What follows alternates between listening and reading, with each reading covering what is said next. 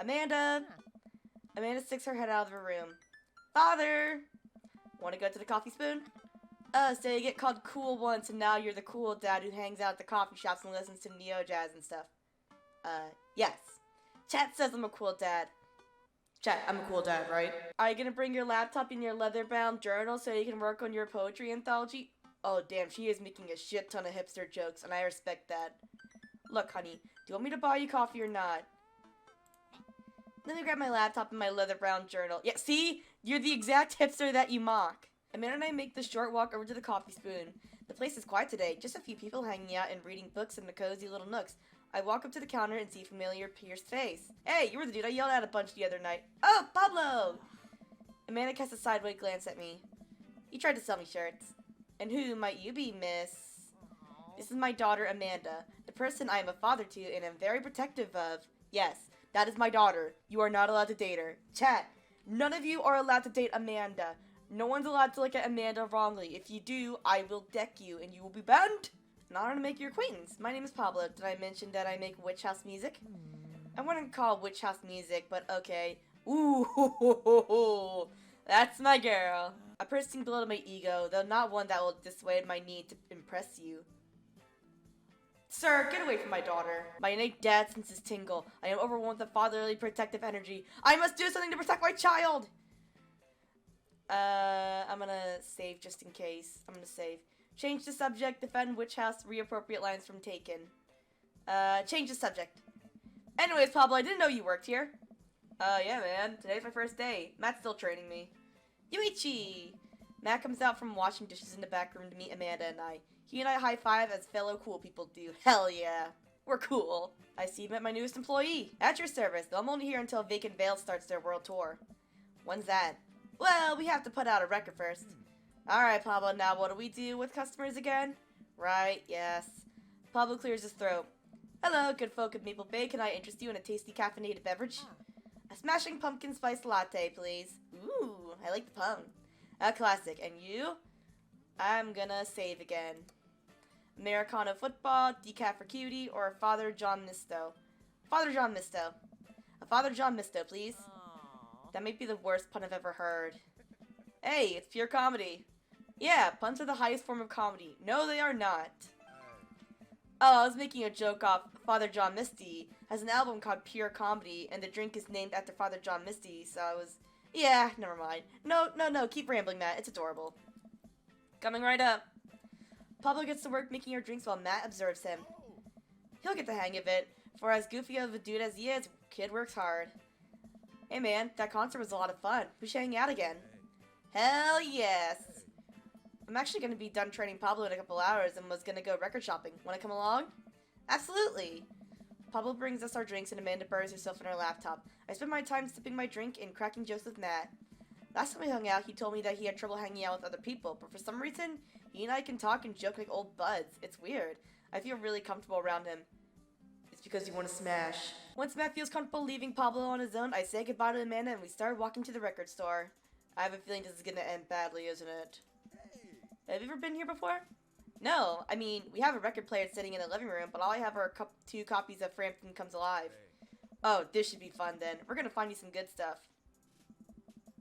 The walls of the store are packed with posters, artwork, stickers, and records. A few people mill around flipping through milk crates of albums. Some indie band is playing through the speakers. It's a nice vibe.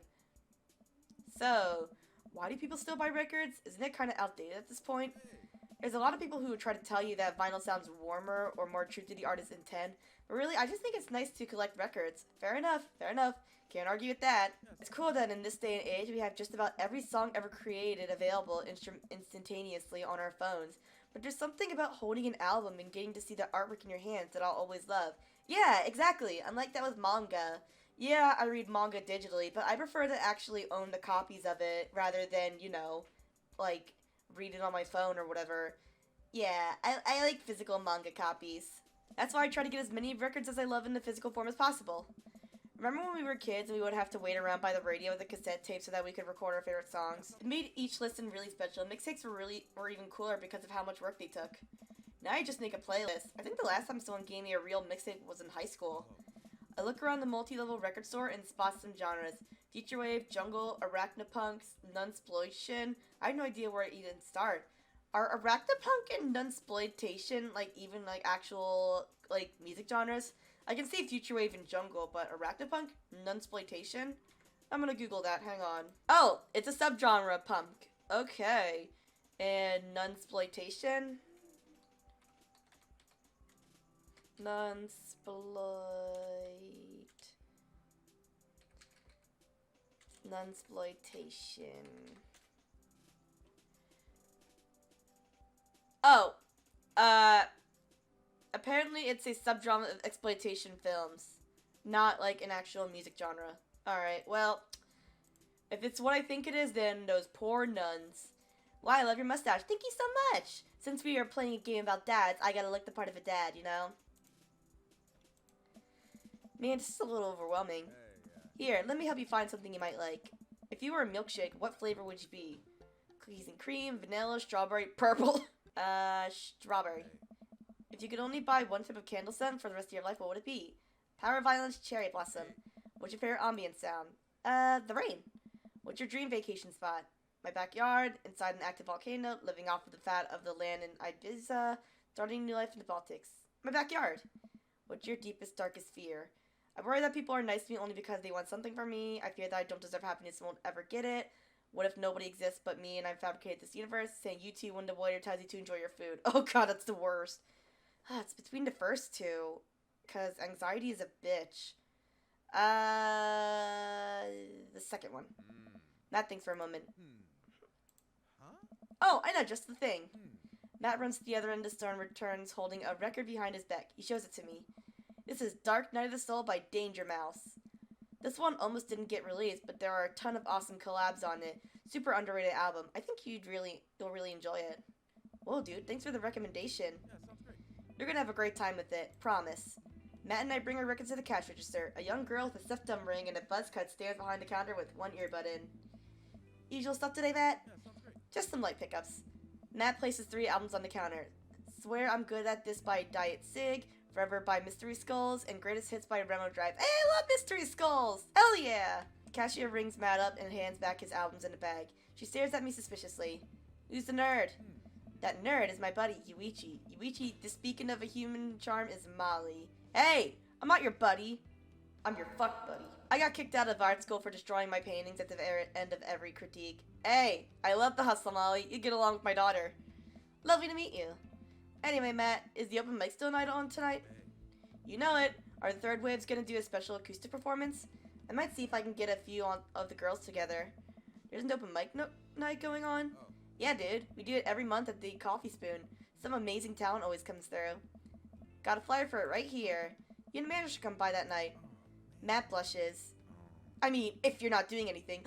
Oh, he's into me! He's crushing on me! Guys, we gotta go. Will Vacant Veil be playing? If only. I finished paying for my record and we headed out of the store. Man, what a trip down memory lane. I haven't been in a record shop like that since Vans had shag carpeting. Now that you mention it, isn't it strange to think of all those weird little musical memories? How do you mean? Well, I think music is a very time and place sort of thing. A song is important to me, not only in that I think it sounds good, but where I was and what I was doing when I listened to it. There's music that reminds me of exes, of struggling through school, of being so poor that I didn't know where my next meal was coming from. Oh, same, dude. Music is just like that. All that stuff. And listening to those songs reminds me of those moments of my life. Yeah, now as I think of it, even the pop concert Amanda and I made me take her to is special to me. I mean, I'm not really a fan of the band, but hearing their songs on the radio reminds me of how young and excited Amanda was. Aww. I'm such a dork. And then that even reminds me of all the younger me, going to see my favorite bands in concert with all my friends. We would always go to my friend Cynthia Chapman's house beforehand and smoke pot in her basement like we were so slick. Her parents definitely knew what we were doing. Were they cool parents, though? Wait, when was the last time you smoked pot? Matt stops and thinks for a moment. It's been decades. Damn, real cool dad. Dude, me too. I've never smoked pot once. I'm a good noodle. Where do you even get pot now? Is that even what the kids call it these days? We call it weed. And, depending on where you live, it can be either illegal or illegal. I think it's illegal here, where I am. I don't know. I have to Google it later. I don't know. but I bet I could find out. Do you want to get high and listen to our new favorite records? Yeah, why not? Say no to drugs. Yeah, why not? Matt pulls out his phone and starts texting. After a few minutes, he looks up and smiles at me. Ah, Molly's got a hookup. Says to meet in an alley near the coffee shop. Hell yeah, drugs! Okay, if it turns out it's the feds, you make a break for her and I'll take the heat. Just promise me that you'll raise Amanda like she was your own. Please. I want her and Carmencita to be sisters. They're adorable. You realize that weed has been legalized in this state, right? Oh, weed is legal here. Okay, poggers. I definitely knew that. I did not. I don't even know where Maple Bay is. But we live in dangerous times. Who knows what lurks in the seedy underbelly of Maple Bay? We could find ourselves on the wrong end of a deal gone bad. Just look out for Amanda. I swear. Oh, here's our guy. Coming around the corner of one of those nasty gruesomes, shrouded in darkness, is a lean figure dressed in all black. Excuse me, Mr. Drugman. Surprise, the person almost jumps out of their skin. It's Lucian, Damien's son. Oh no, this is interesting. Who sent you? We're cool, man. We're cool. Says who? For all I know, you could be with the feds. Actually, weed is prove you're cool. What? I need to know you're down or I bolt. Show them you're not wearing a wire. Impress them with your extensive knowledge of current drug lingo. Cite mutually assured destruction. I'm gonna show them that we're not wearing a wire. I've seen this in cops films before. I lift my shirt to prove I'm not wearing a wire. Oh, Jesus, put that away, please. Oh, God. Hey! I may be a little chubby, but I'm not that bad. Come on. Look, it's fine. I get it. Buzzcut and Molly said you were coming. Right. Now that formalities are out of the way, let's make a deal. Alright, how much do you want? One. One what? Yeah. He means weed, Lucian. Yeah, but how much? You don't know either, do you? One? Oh, God, we don't know how to do this. Oh, my God. Look, here. Take this and give me $10. Just don't tell my dad. Let's all forget this ever happened. Done. I won't tell your dad if you don't. I'll pretend I did not see it in reality. I really do. Lucian hands me a baggie of something and disappears down the alleyway. I open it and take a deep whiff. Smells like genuine drugs. Yes, sirree. Hell yeah, drug time, boys. Well, that went smoothly. Yeah, we should get off of public property before we smoke this. Great idea. Let's head back to my place, yeah? Matt and I walk to our cul-de-sac and stop at a gas station on the way to buy rolling papers and soda. I feel like I'm 16 again. Carmencita's having a sleepover tonight, so that gives us all the time we need to do drugs. Hell yeah, drugs. In a video game, by the way. We're not actually doing drugs. This is all part of a video game. Awesome. Let's do some drugs. In a video game. Matt pulls one of the records out of his bag and puts it on for us. I plop down on a comfy leather couch and look around his place. There are a bunch of band posters, and his record collection takes up an entire wall. Whoa, what a collection! Been collecting my whole life. It was nice to finally get them all in one place. After being on the road for so much of my life, I had to ask my parents to hold on to them for me. Matt sits down next to me and we lay the marijuana drugs out on the coffee table. Oh my god, I call them marijuana drugs. Do you want to do the honors? Please, it's your house. If you say so. Matt pulls out some rolling papers and sprinkles some of the beat Nick tobacco onto a piece. He starts rolling it back and forth, and the paper breaks almost immediately, spilling drugs all over the couch. He doesn't know how to do this, does he? Never was too good at this. Matt tries again and is able to successfully roll a nice-looking weed cigarette. He hands me a lighter and the blunt, I think, and I take it. Yes, it is a blunt. Well, let's open up the nugs, smoke some of that gateway drug, rip that Gulf Fairway. Rip that Gulf Fairway. Yeah, let's do it! I light the joint and inhale deeply. This is not what I remembered. It's been a while, though. Maybe pot drugs have just gotten more potent since last time I smoked. I pass the joint to Matt and cough a little bit. Should it sting this much, or am I just a baby? What? Matt takes a hit and his eyes go wide. That's not weed. Did Lucian just give us oregano? Oh, God. Did we develop a taste for meth? No, I think it's oregano. No, it's... Matt takes another hit and winces. Yeah, this is oregano. Lucian, you motherfucker. How dare you? I can't believe that fucker gave us oregano. We're gonna tell Damien. I sniffed the air. Yeah, that would definitely explain why it smells like a pizza place in here. That little punk ripped us off. Oh well, we can still relax and enjoy the music sober. You know what? You're right. We sit and listen through the Diet Sig album that Matt bought, which is catchy as hell. I look around the room again and see photos of Carmencita growing up. I spot a young woman with a huge smile in one of the pictures of the two. Who's that? I'm guessing that's his wife. Hey. Oh, that's Rosa. She was Carmencita's mother. She died when Carmencita was young. Aww. I'm sorry to hear that. Amanda lost Alex at a young age, too. I can understand how hard that must have been. Oh, my husband's name was Alex. I look around again, spotting a framed gift poster hanging on the wall. On it is an illustration of Matt and Rosa surrounded by flowers. The cursive lettering reads, "Still innocent to dancing." Looks like they played the Sound Garden over a decade ago. Were you two in a band together? Man. Yeah, that was the reason I was touring so much when I was younger. We traveled the whole country in this rinky-dink little van. Aww, at least they were young and in love. It was hard to start, but once we started gaining notoriety and seeing how much our songs meant to kids, it was just incredible. Wow, that seems like a life some people only dream of. Hey. It was, and it was difficult at the same time. I couldn't have done it without someone by my side. Aww, Matt. Rosa and I knew that we couldn't do it forever. Long hours on the road, missing your family, sleeping in the van, all that stuff. So once she became pregnant with Carmencita, we put down roots in our favorite town to play in, right here. Since she was a kid, Rosa always had a dream to own a quiet little coffee shop, so, she died before it opened. Oh, Matt. So you opened a coffee shop and kept it open for her. I'm so sorry. Don't be. I'm not really sure what to say. I couldn't possibly count the number of times I told people the same thing after Alex died. Matt gets up to flip the record. Next to the turntable, I notice a dumpy piano. Do you play? I'm out of practice. I used to jam out on the keys back in the day. Oh yeah? I fronted the hottest 7-piece ska band the Eagle Rock Bay High School had to offer. Oh god, no, not the ska band! Hey. No way, you had a ska phase? Phase? Ska never dies. It literally did in, like, the late 90s, early 2000s. Actually, I'm gonna Google it. When did ska die? 1996. Yeah, late 90s. I was right. Except for Ska Communist Manifesto, who broke up after the senior talent show to pursue solo careers. Yeah, sounds great. Dude, that's so rad. Matt pulls out the piano bench. Hey. Give me some of that two-tone love. Oh man, let's see if I still got it. I sit down at the piano. Go with the classics, stick to your ska roots. Anyway, here's Wonderwall. No, we're not playing Wonderwall for Matt. Ska roots. Hey, I think I'm doing it. I'm playing ska. Hey. Wait, that was just Smoke on the Water. Matt, I've forgotten how to play. The Deep Purple is always appreciated nonetheless. Alright, buddy, can you top that? I shouldn't. Oh, come on. No, it's been a long time. Never too late to get back into it, drop it. Never too late to get back into it. Matt, you just sat through a butchered version of Deep Purple's Smoke on the Water. How much worse can it be? Matt stares at the piano for a second.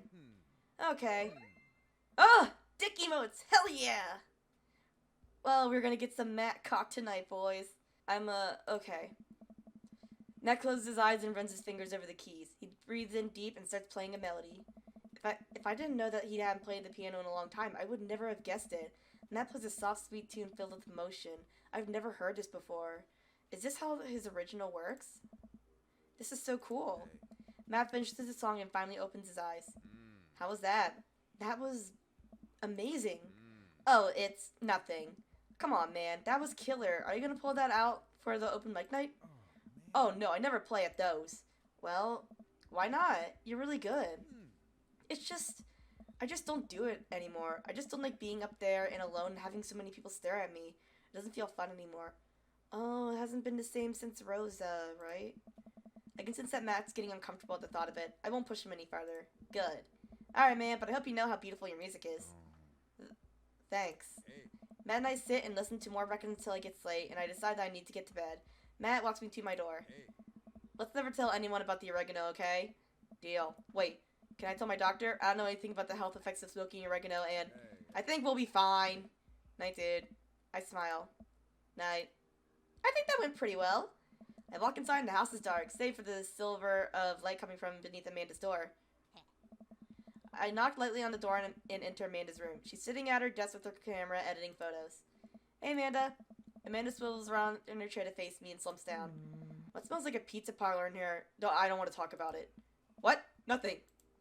So, what's up? Dad, I'm hungry. Don't say it! If you're saying what I think you're saying, you better not say it or I will quit this game. What? Wait, no! Hi, hungry! No! I'm Dad! Alright, that's it. I'm quitting this game. This game is over. I'm sorry. I can't do it anymore. Goodbye. You know, I shouldn't be surprised considering this is a game about dating dads and I am playing a dad, so yeah, I should not be surprised. Amanda collapses on the floor. I promised myself I'd never let it come to this. Sorry, kiddo, you set it up, I spiked it down. You're a monster. Want some spaghetti?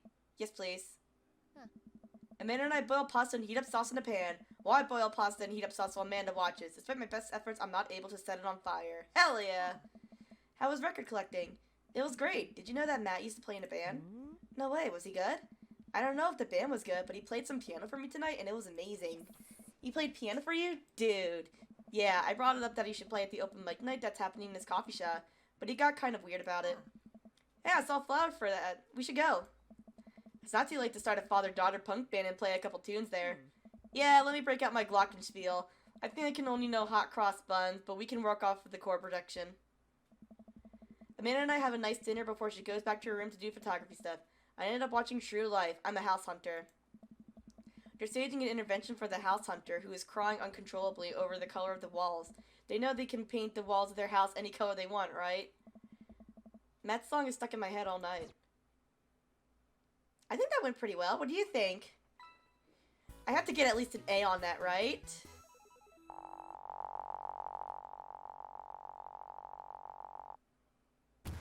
S! Really are the king of carrot flowers. Hell yeah! Well, it's been a long day. I'm just about ready to pack it in. After a few bites of ice cream from the freezer, I turn off all the lights and walk down the hall to my room. I wonder if Amanda's still awake. The kid needs some sleep. As I pass by her room, I can hear a faint sound, but I can't make out what it is. I get a little closer. Is she? Crying? Who hurt my baby girl? Who hurt my daughter? I want names now. Who hurt my daughter? I knock gently on the door. Hey, Amanda? The crying immediately stops. Not right now. Her voice sounds strange. She sniffles. I need to make sure she's okay. I open the door. No! My baby! In the dark, I can see Amanda's outline in the middle of her bed, knees hugged up against her body. Is everything okay? I don't want to talk about it. I'll save and I'll say, did something happen? And then I'll stop. Did something happen? No, nothing happened. Go away.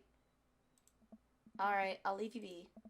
I back out of the room and close the door gently behind me. She immediately starts crying again. Wow. I had no idea what has her so upset. She seemed totally normal.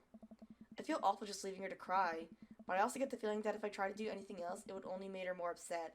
I think I did the right thing by just leaving her alone, right? I think I did. She needs her space. I can't stop mentally cycling through all sorts of awful things she could be dealing with right now. More than anything, I just want her to be happy and safe. I have a hard time falling asleep, but when I finally do, I'm still thinking about Amanda. After a long night of very little sleep, I roll out of bed and make myself a pot of coffee. Amanda should be up for school soon. Maybe she'll be willing to talk about whatever's bothering her. About 10 minutes before she's supposed to sleep, Amanda comes out of her room and makes a beeline for the freezer. Morning, Amanda. Morning. She drops a frozen waffle into the toaster and slams the freezer door. She won't look at me. Yikes. So, anything big going on at school today? No. Okay. Do you need a ride to school? No. Want some coffee?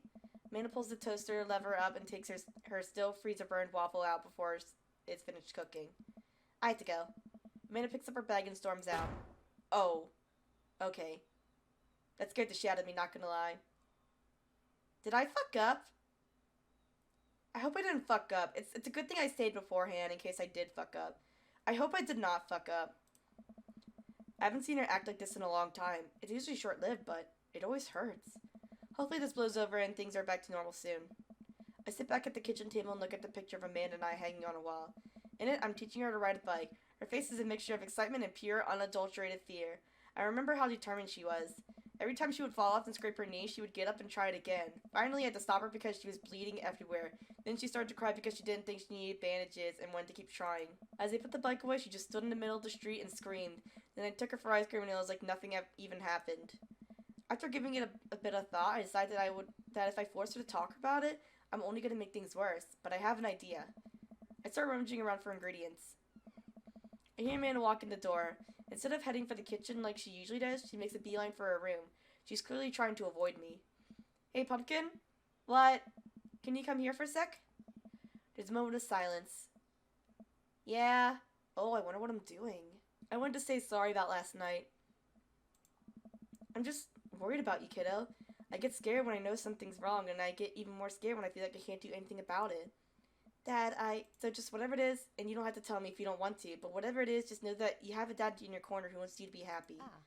Honey, you know I'm bad with words, so I was hoping I could speak a language we both understand. I pull a cake out of the refrigerator and place it on the table. Hopefully the frosting is set by now. Ta-da! Dad?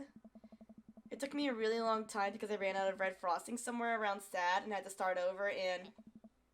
This is beautiful. Sorry you're sad, but I support you 100%. Aww. I'm such a dork. Aww. It's strawberry. Amanda gives me a big ol' hug. I grab some plates and forks and serve up some delicious cake. So, it's really stupid. What is? This whole thing, I know I've been really weird lately, and there's just... I don't even know how to explain it. I feel like I might have to make you a chart. I'm listening. Do you want me to take notes? I guess I should start from the top. So, you know how Emma R is going to that fancy art school in California, right? Emma R... The one who puked in Dead Gotham Beyond, that's Amanda. The best friend, the other one. The best friend. You got it! Wow, proud of you. Hell yeah. Huh. Anyways, ever since she got the acceptance letter, I've been feeling like she's drifting away, you know? And she's been spending a lot more time with Grace and Emma P. I just thought it was on my head for a while, but then I found out from Rosie M that both of the Emmas, Grace, and Noah all went to a party at Mackenzie F's. On the same night, they told me they were busy studying for the Calc AV final. Oh, no, they ditched you. Yikes. Oh. So, another important piece of information is, God, this is embarrassing.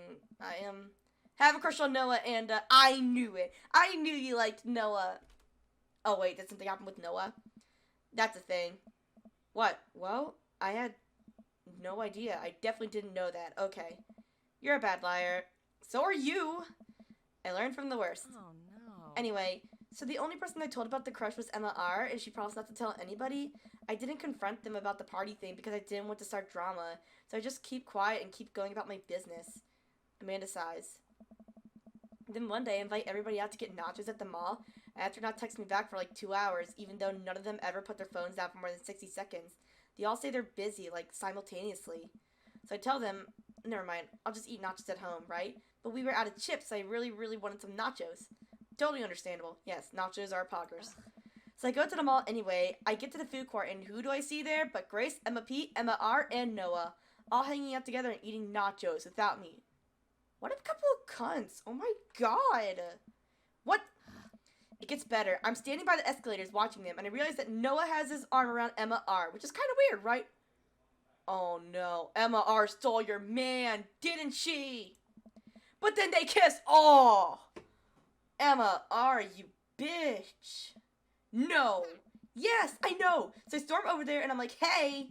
And Grace drops a nacho on her shirt, because of course she does, and Emma R just, like, glares at me. Grace, nothing's coming up. I don't know who that is.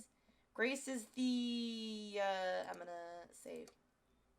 Boring one, gossipy one, she pooped a bit. Boring one? Well, yeah, but that's not important part. Okay, good, I did get that right at least. Grace is the one nobody really likes, or I guess that's me now. But anyway, nobody will say anything, and I'm just like, you guys suck, which I realize is not the most eloquent thing to say, but I was very angry and really embarrassed and just wanted to get out of there. So I left without nachos, might I add, which only further contributed to this shitty day, and immediately drafted a super long text to the group chat asking them why they've been so weird. And I wrote another one to Emma R asking how long the Noah thing's been going on, and sorry, I know that's a lot. You still following?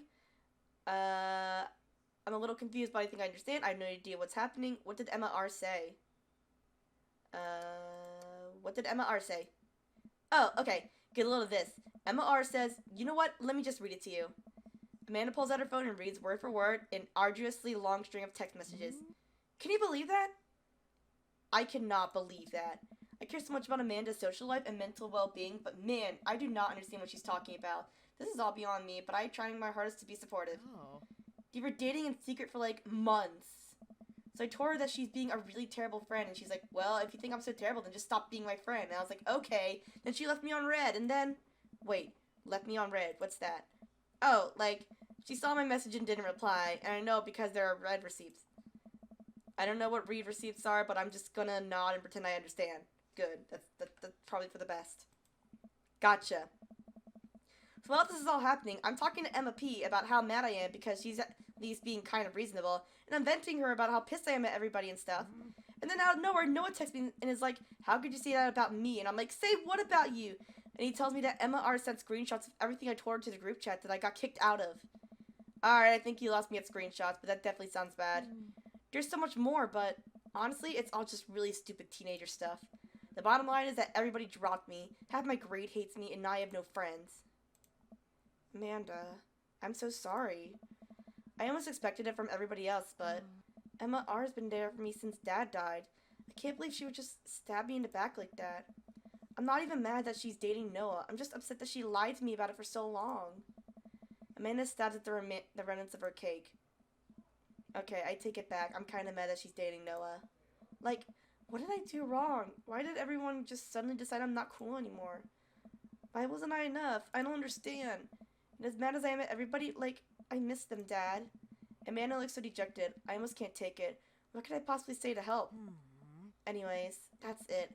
That's the whole sordid tale. Thanks for listening. Tune in next week for more hot gossip. Thank you, Amanda. I always enjoy the podcast.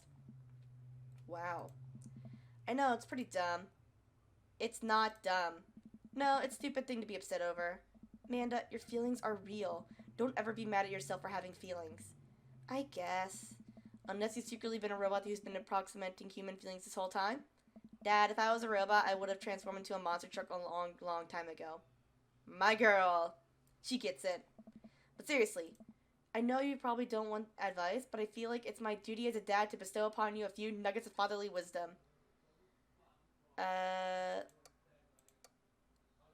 Not all friendships last. Real friends don't do that. High school sucks. High school sucks? Honey, high school sucks. You make friends with people just because they're there. And when you're still living in your hometown, there's a pretty small pool of people to choose from.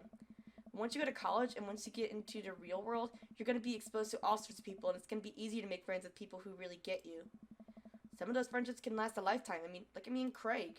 And some of them only last a little while, and that's okay too. You're going to make so many awesome new friends at art school. Ultimately, I think this says way more about their character than it does about yours, because you're amazing. And if they can't see that, well, that's their problem. I'll keep that in mind. I looked down at the table. Did we just eat that whole cake? Huh. Yes, we did just eat the whole cake. Hell yeah. We're just a bunch of little piggies, and that's okay. We needed that. We needed to treat ourselves. Well, good talk. Amanda gets up to go to her room. Before she closes her door, she turns around. Hey, Pops. Yes? Thank you. You're always welcome. Love you, Amanda. I love you too, Dad. Oh, my girl. My little girl. I love my Manda Panda so much. I want Manda protection always. Protect her and her smile. She's baby, and I love her. She's just like me. I had a lot of fun hanging out with Damien the other day. I wonder what he's up to. I open up Dad Book and start writing him a message when Amanda walks in the door. Dad, you got a letter. Oh, is it from Grandma? No, it's from Damien. Whoa, can I see it? Amanda hands me a piece of old parchment folded into an envelope and sealed with purple wax. Damn, that dude goes all out, and I respect him. I pry out the seal and unfold the letter. In the most beautiful calligraphy letter, the letter reads, Dear Stewichi, I hope you'll find my continued correspondence endearing. Rather than trying, one can only hope that my use of the slower, more traditional form of communication will showcase my sincere and earnest sentiment that I greatly enjoyed our time together. I write this hastily under the warm embrace of excitement, fearful that I may misstep and speak towards something unwelcome. For now, I hope that you might forgive my boldness. I will simply say that your company has greatly occupied my thoughts. While the afternoon may have been derailed by forces unforeseen, your companionship helped a great deal, not only in the discipline of my child, but in the moral of my spirit. And for that, I thank you. That said, Yuichi, if you'll allow me, it would mean the world to me if I could enjoy more of your time. Perhaps a trip to the cinema, followed by a moonlit stroll, would be your taste. I eagerly await your response. With great respect, Damien Bloodmarch. Damn. If he's good with writing with his fingers, imagine what he's good with his fingers for something else, if you know what I mean. A wink, wink. Amanda and I both look up from the letter. Wow. He's good. He is. So you're gonna catch a movie with him? Yeah. I better message him on Dadbook and let him know. Amanda slaps my laptop shut. You have to write him back. A real letter. But my handwriting looks like two toddlers fighting over a crayon. Same, dude. Dad, you have to. He wrote you a letter. That's so cool. Will you help me? I need to class this, Father, I was made for this. Here's what you do. Find tickets to a show that you two will like, then enclose them in the letter. Oh, that's classy. The minute I hop onto my laptop and peruse showtimes. He doesn't seem like a romantic comedy kind of guy. Oh, here's one. Vampire Crusade 2. Evil Never Dies. I don't know, that sounds kind of stupid. Actually, it's a critically acclaimed exploration into ennui of existence. It really turns the vampire trope on its head. Really? Nah, there's just lots of blood and vampire titties. Hell yeah, my kind of film. Vampire titties. Well, let's roll the dice. I purchase the tickets and print them out, then sit down at the table with Amanda to try drafting a nice letter. I start writing. Damien, I hope that this letter finds you in good health. Hey, good morrow to you on this fine eve. Good morrow to you on this fine eve. Not sure if that checks out, but it looks fine to me. What's next? Hey, remember when your son tried to cast Montiago, that kid? You been good? I must confess to my immature control of the written letter. This one. Jeez, Dad, have some faith in yourself. Okay, we're trucking along. I don't know how you're feeling. You find me in good spirits. I felt very much the same after our last encounter. I did very much enjoy the adventure we found ourselves in on the last we met. That earnest shit was pretty messed up. You find me in good spirits. Nice. Ask him to hang out already. True art takes time, Amanda. While a strange turn of events, I found myself enamored by the situation at hand. Like Bruhel's landscape with the fall of Icarus, I found myself lost in your details. Let me, get at that. This one. Dad. Whoa. I saw it on TV. I'm not an actually intelligent person. Yeah, I'm a dumbass. Duh. Bring it home, Pops. Let me take you out. I got tickets to the movies.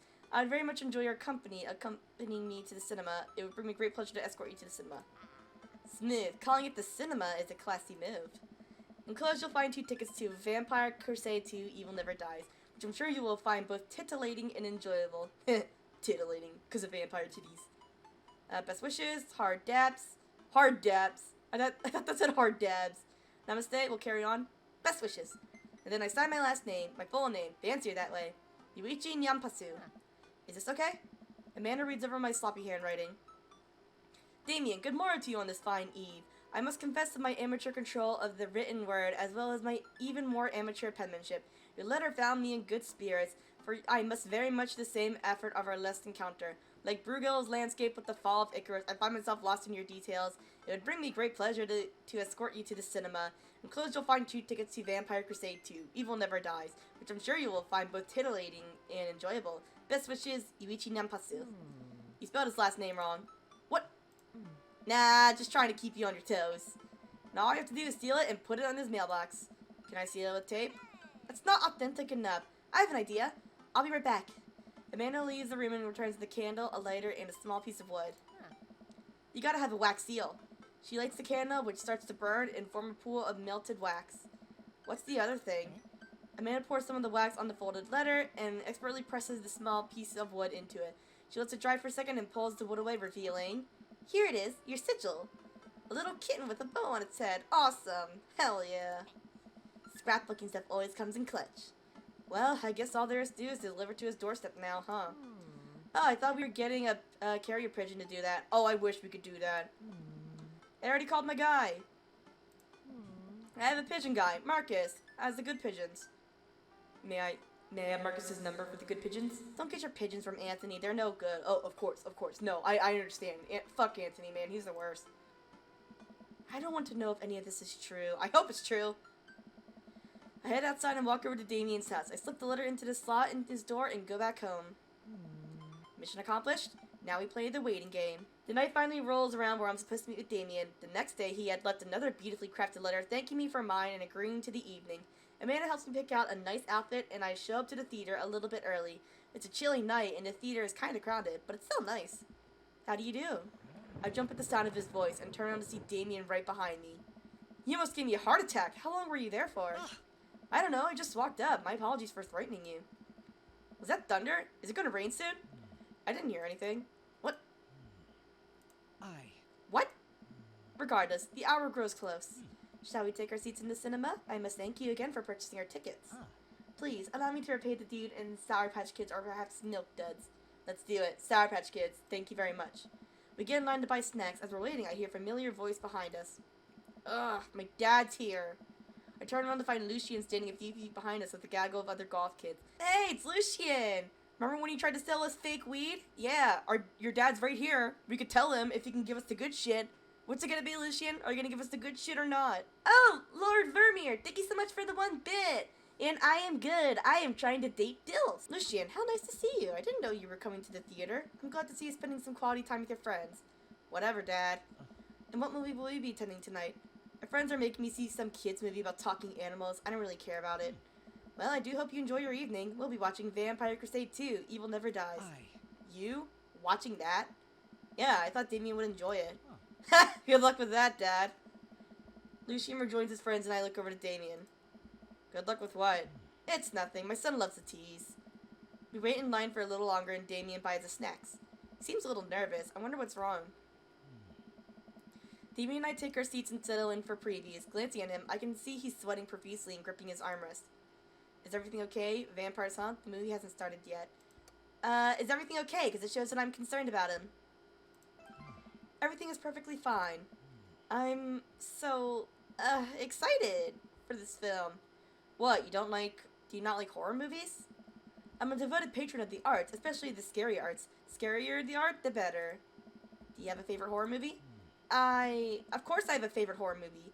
Mine is Halloween Town. Terrifying. Hell yeah, man, Halloween Town. That's a classic. Oh, interesting. That's odd. I don't seem to remember Halloween Town being that scary. I would have expected him to bring up some sort of strange foreign horror film I've never heard of. Damien's knuckles are turning white. It looks like he's about to rip the armrest off. Wait a second. Damien, are you afraid of horror movies? What? You must be joking. I love horror movies. Yeah, let's see about that. The lights dim for the film. Damien screams. I apologize. I was thinking about something far scarier than this movie, which is not scary at all. You liar. We settle in as the film starts. I offer Damien some licorice and he takes one. I took note of how much his hands are shaking. The title flashes across the screen in bloody letters. Vampire Crusade 2, Evil Never Dies. A pale man with long silver hair, glistening red eyes, and well-oiled abs sits up in a coffin. Awaken, my coven. 2 more vampires slide the top of their stone coffins onto the floor. Brother, is it time? Yes, husband, but also mortal enemy, it is time. The 3 look at each other and then to the camera. For the Vampire Crusade. This rules. Hell yeah, you gotta love when movies say the title. I somehow get lost in the movie. As dumb as it sounded, it's actually a pretty fun flick. We get to a tense moment of the movie where Romulus Trueblood sits at a truce meeting with the general of the human army, whose wife Romulus has fallen in love with. Romulus, it is good to finally meet you. General, I agree. It's good to finally blood you. What? Romulus leaps up and slashes the general's throat. Blood splatters over everything, including the camera. Damien screams again, reflexively grasping my hand. He's holding my hand! Guys, we're holding hands! I immediately blush, forgetting about any vampires or blood or vampiric blood. Or vampire titties? Are you forgetting the vampire titties? Oh, I'm terribly sorry. Damien rejects his hand and places it back in his lap. I was writing a novel in my head about blood magic and I got an extremely scary section. Damien goes back to quietly stressing out over the movie. It's kind of cute that he won't admit that he's afraid of it. Aww. I wish he would hold my hand again. Maybe I could do something to try and make him feel more comfortable. I've got it. I'll do what all dads do best. Talk during the movie. Tell a dad joke, point out plot hole, ask what's happening. Tell a dad joke! Where does the dog go when it loses its tail? What? Where? To the retail store. Usually I hate these jokes, but I am suffering through it for Damien. I yelled that last bit a little too loud for a crowded movie theater, but I can see a smile form on Damien's face. Good one, Yuichi. The rest of the movie goes by relatively smoothly, with only a few whimpers from Damien. Maybe would have liked the romantic comedy better. We get to the final scene of the movie, where Romulus, Bad Blood, and the General's wife embrace each other in his crypt. It appears that the true Vampire Crusade was the Vampire Crusade in our hearts, our cold, unbeating hearts. Romulus and the General's wife began making out hard. The film fades to black and the end appears on the screen, but then it hard cuts to Demetrius and his rival lover Carmela, who watched the two from afar. Oh no, twist ending! Our bloodline has been pure for 1,000 years. Romulus has betrayed us by loving a human woman. It will only be a short time before the next Vampire Crusade 3, Evil Must Die Again! Art. This is fucking art. Damien and I walk out of the movie theater, and amidst the throngs of chattering moviegoers, he's a little more pale than I remember, but otherwise he has survived the encounter. He seems kind of invigorated. What an interesting film. While the premise admittedly struck me as pedestrian, I was intrigued by its harrowing love story and great attention to detail in regards to vampiric lore. Yeah, it was pretty good. A lot more vampire titties than I thought there would be. I'd say more. More vampire titties. Come, the night is young. Let's take a stroll. Damien is making a point of not telling me where he's taking me. Still, I'm enjoying the walk in the cold night air. Being alone here at Damien is a lot better than being in a crowded theater. Lovely night, isn't it? As lovely as the company, yes. He thinks I'm lovely. Oh my god, he thinks I'm lovely, holy shit! Damn, okay, here comes a smooth response. Thanks, cool, okay. Thanks. No problem. Crushed it. Hell yeah. We both stand there feeling a little awkward. I sure am one smooth operator. Hell yeah, I am. Are you getting a little hungry? You can maybe stop off and grab something to eat. Worry not, friend. I have a plan. We turn the corner and are greeted by the gates of a cemetery? What? Oh my god, are we gonna have a picnic at the cemetery? That's so cute. Are we going in there? Oh, I hope so. Cemetery date, hell yeah. A little bit of Victorian flavor, Yuichi. Trust me. I'm a bit nervous, but Damien hasn't led me wrong yet. I follow his lead as we walk into the cemetery. Statues of angels stare down at us as we follow a path through the faded tombstones. As we crest a small hill, we get a beautiful view of the city. The night lights sparkle around us. I gotta hand it to him for being in a cemetery. This is strangely romantic. Aww, Damien. You smooth motherfucker. Picnicking in graveyards is an old Victorian tradition. An appropriate finish to an evening after a vampire movie, wouldn't you say? With a flourish, Damien produces a blanket with a picnic basket. Wait, where were you hiding that? Under my cloak? Alright, fair enough, fair enough. You don't question video game logic. Oh, right. Damien unfolds the blanket and we both sit down, gazing out at the city lights. He produces a bottle of red wine and a fine selection of cheeses. Oh god, not the wine. We all know what happens when I get wine. In the Victorian era, there were no public art galleries, parks, or botanical gardens to speak of. Once rural graveyards became a more popular alternative to church burials, they became the only place that people could see that beautiful plant life and fine sculptures. That makes sense. This is pretty nice. I have a question, though. How are you so okay with being in a graveyard, but you had trouble handling a scary movie? What? I wasn't... He sighs deeply. Okay, yes, I was extremely scared by that movie. I was not writing a book about blood magic in my head.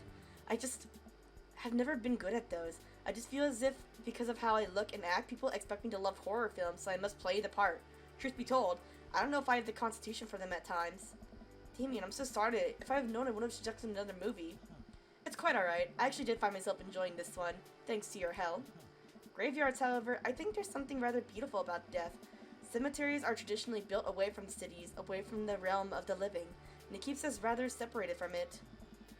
To acknowledge death and become comfortable with it, I think gives us a certain intimate knowledge of ourselves. To sit amongst generations of those who came before us, to be truly alive in the midst of so much death, brings me such great comfort. Death helps me appreciate life, to savor every second. We sit and enjoy our food and wine. I don't feel scared anymore. Never thought I'd be comfortable sitting alone in a graveyard at night, but I actually feel very peaceful. Suddenly it doesn't feel like we're alone. Off in the distance, I see a shadowy figure in the trees. What is that? I'm not sure. It noticed us. Unparalleled with fear as it begins lumbering slowly toward us, its shape taking a more animal form, more feral. I look to Damien for help, but he's just as afraid and transfixed as I am. I want to scream, but it's stuck in my throat. The creature is getting closer, moving faster. Woof! Oh.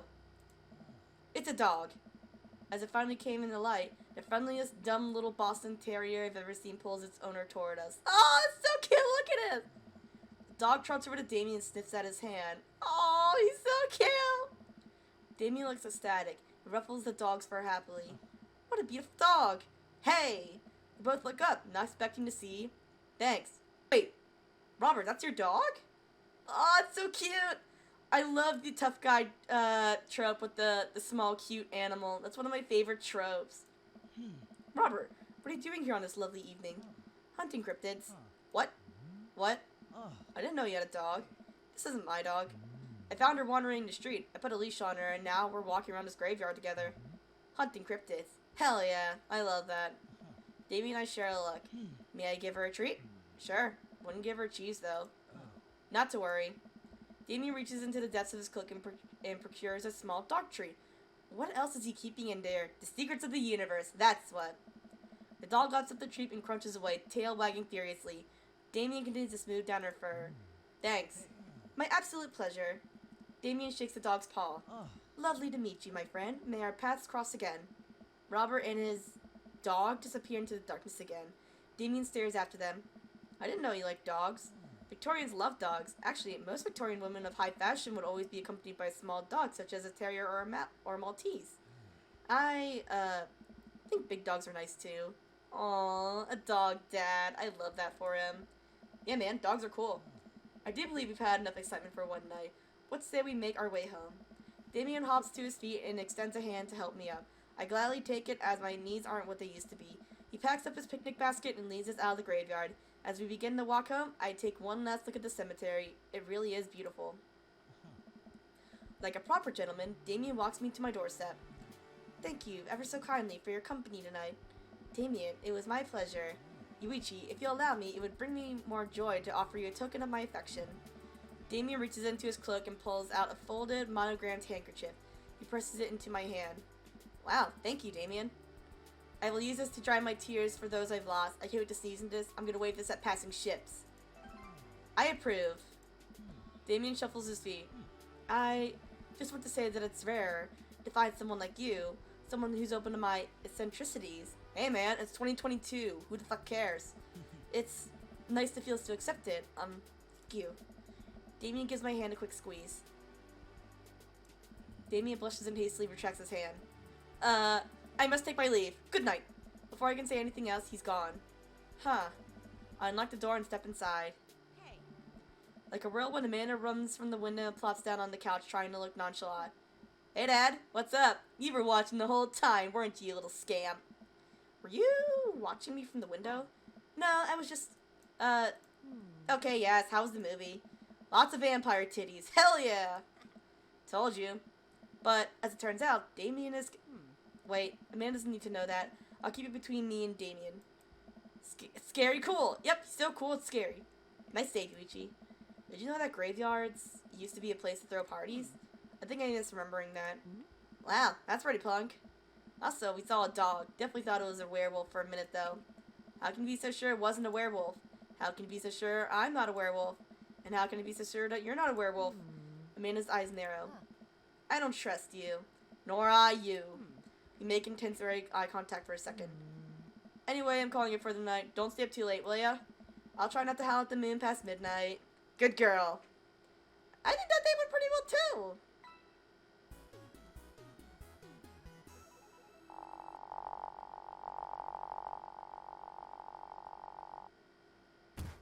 I'm sensing a romance between us. Another S rank! Hell yeah! It's a beautiful night and the air smells so fresh, so I decide to take the long way home. I casually stroll through the neighborhood, taking in the sights and sounds of a suburban city with a low crime rate and wide, walkable sidewalks at night.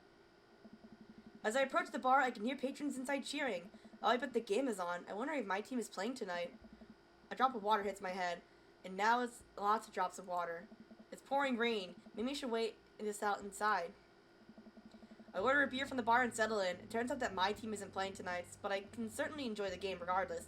The bar is unusually crowded, and the feeling of camaraderie over a seared love for the game makes me smile. These parts are nice.